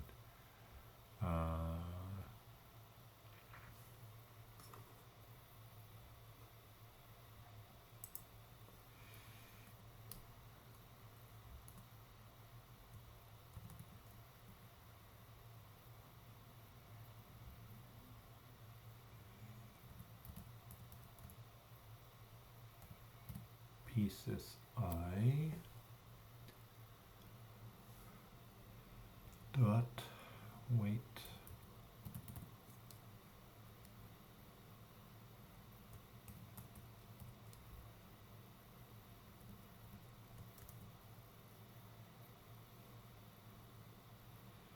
weight 1.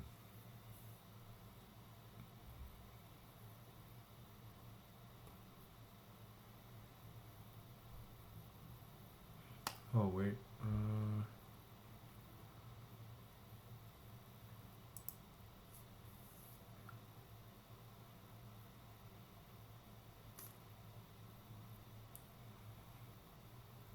okay, this is not quite correct because it could be plus or minus, so it must be the absolute of this.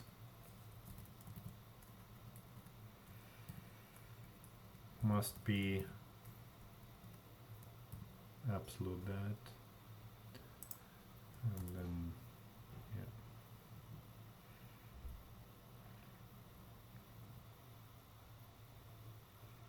Now it's 0.18.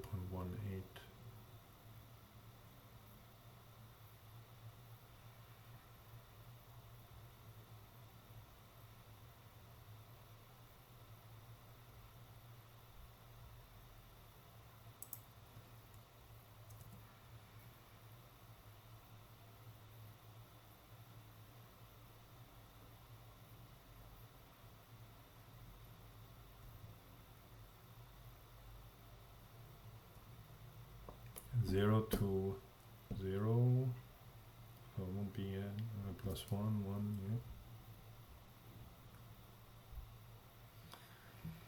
Piece set 10 pieces, yeah.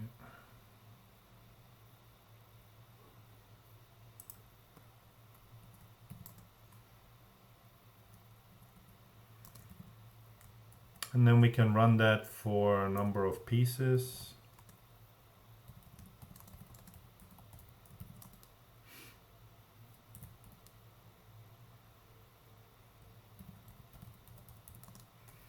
To see in which order we want to remove them.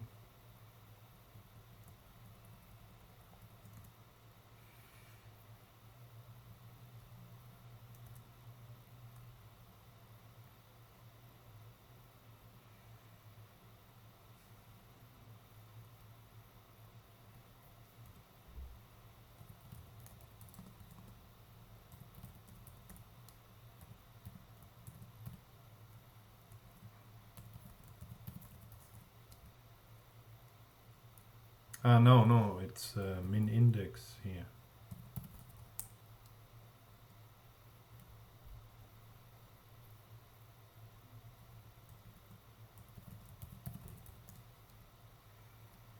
Min index is what needs to be removed.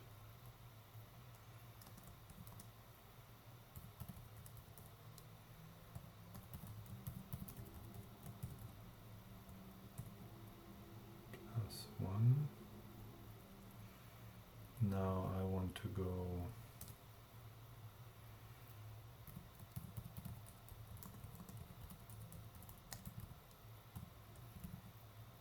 copy these, just if I need them later on. And then we start with the pieces, we take one out at a time, and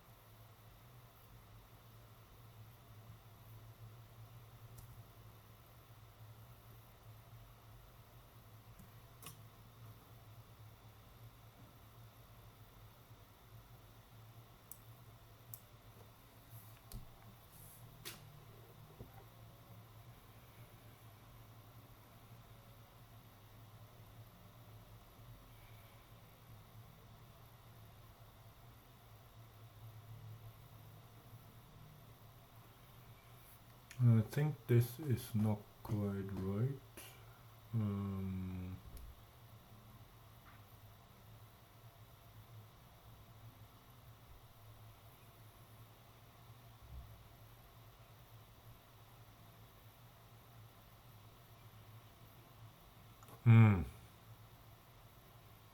No, that's correct. 10 pieces.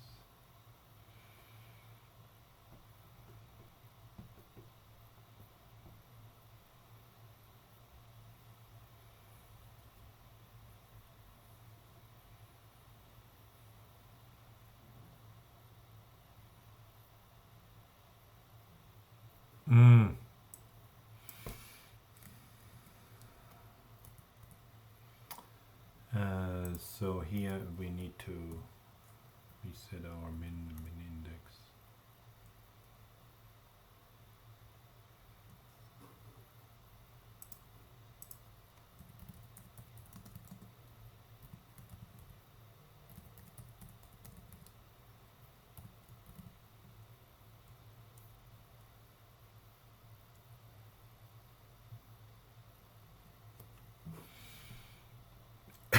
Yeah, now we don't have a number anymore if we have 0 elements. So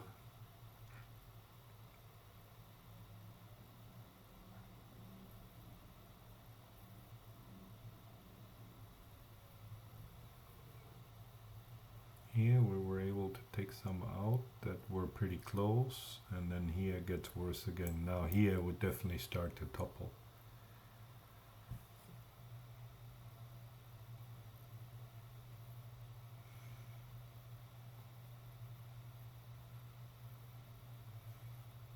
So this will be the strategy for our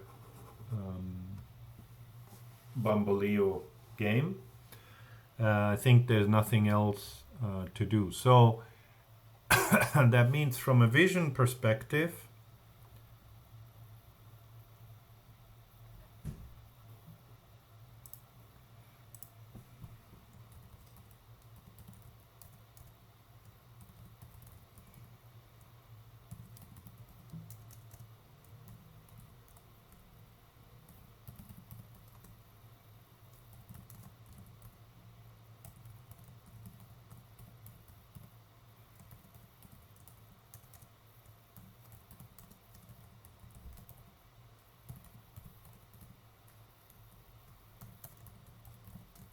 we want to support our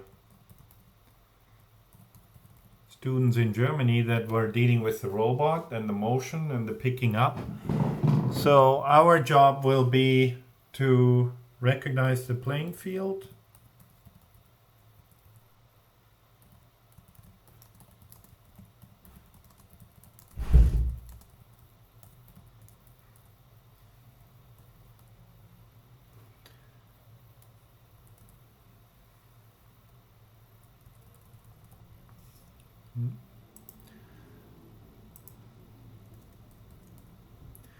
then we need to recognize the pieces.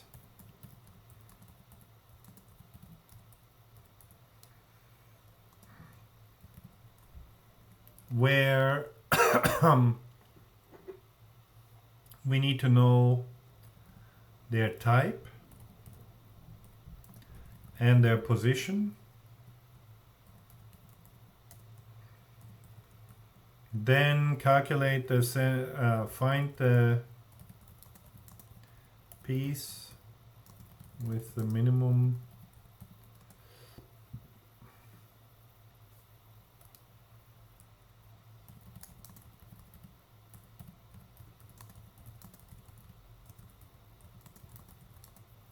which minimizes the offset of the center of mass from pivot point.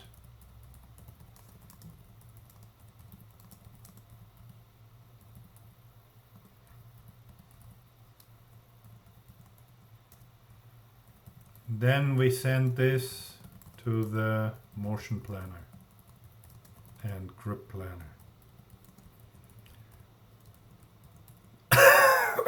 And that motion and grip planner will hopefully be able to move its hand to that position and then pick it up.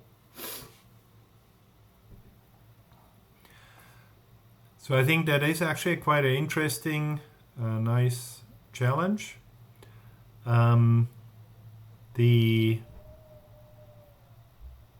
one problem that we have to sort of think about carefully at the beginning is you can probably find the position of these things in an image quite accurately.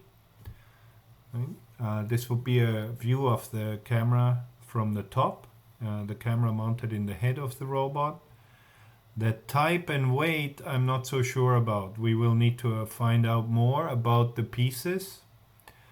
I think basically it would be an ID of the pieces. Like there's no way that you'll be able to figure out the weight of this block by looking at the image. You would need to know whether it has a metal core or a wooden core.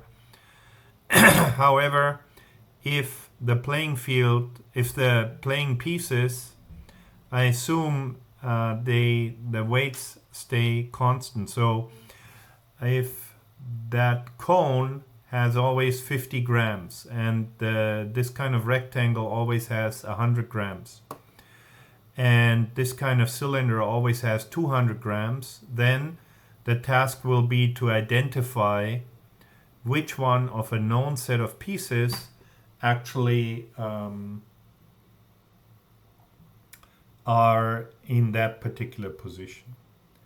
Also, for the robots to begin with, I think we can limit the types of pieces that we have.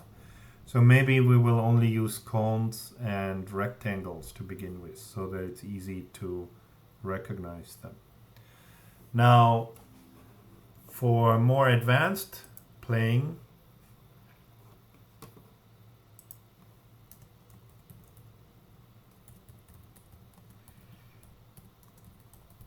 what we also need is we need to detect the tilt angle of the playing field.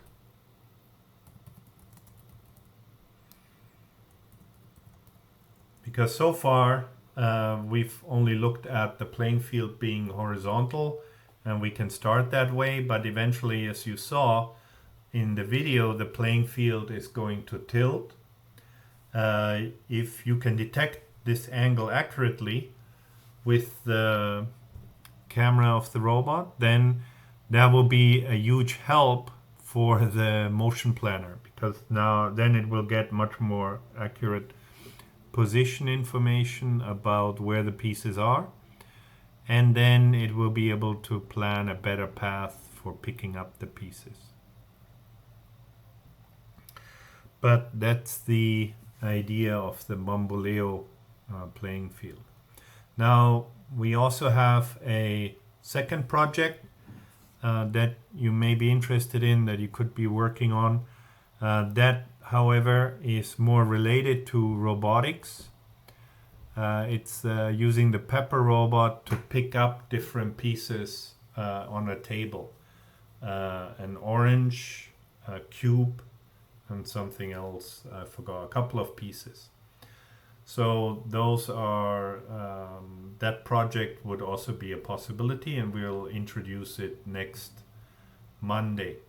So next Monday at 11 p.m. Taiwan time will be the first global virtual classroom class together with Professor Gernt and his students from Ostfalia University. Now let me see, I have a couple of pictures that I will post and a video.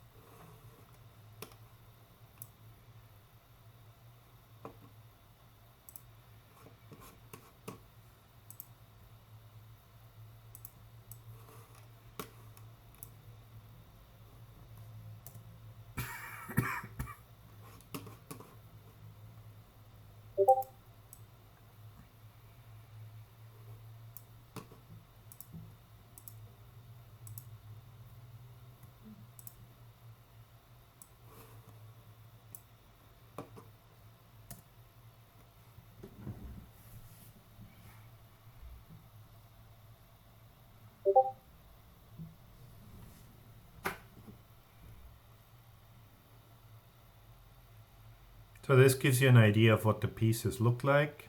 You can see it's going to be quite challenging to develop a gripping algorithm for the pieces.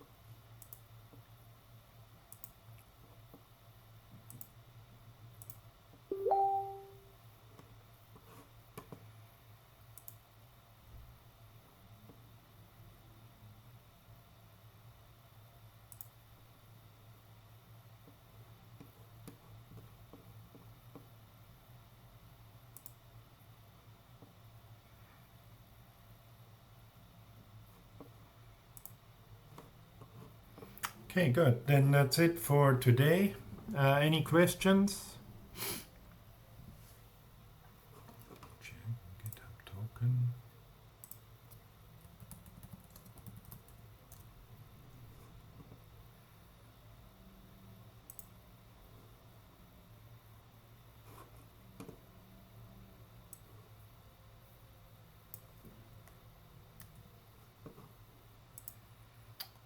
Okay, then runtime.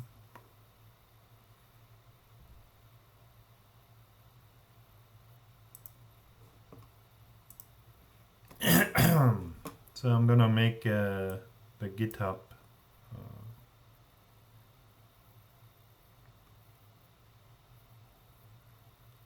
presentation now.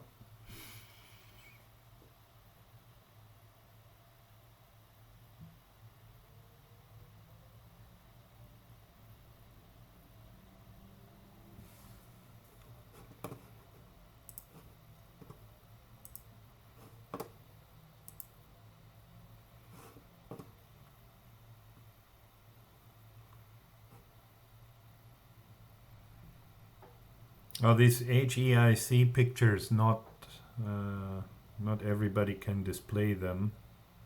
I guess Discord can't display them either, but this is the view of the Bamboleo board.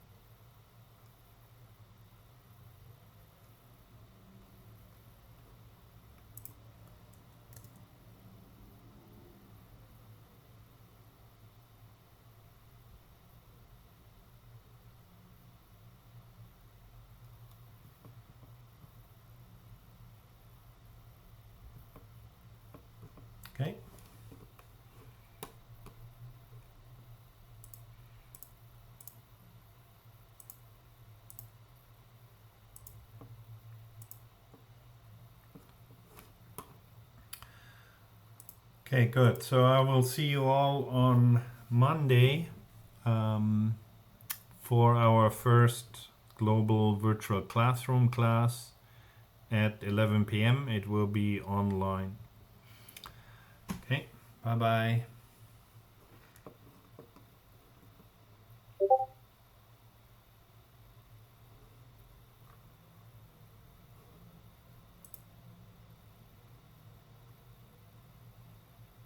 Oh, I didn't even have the video on.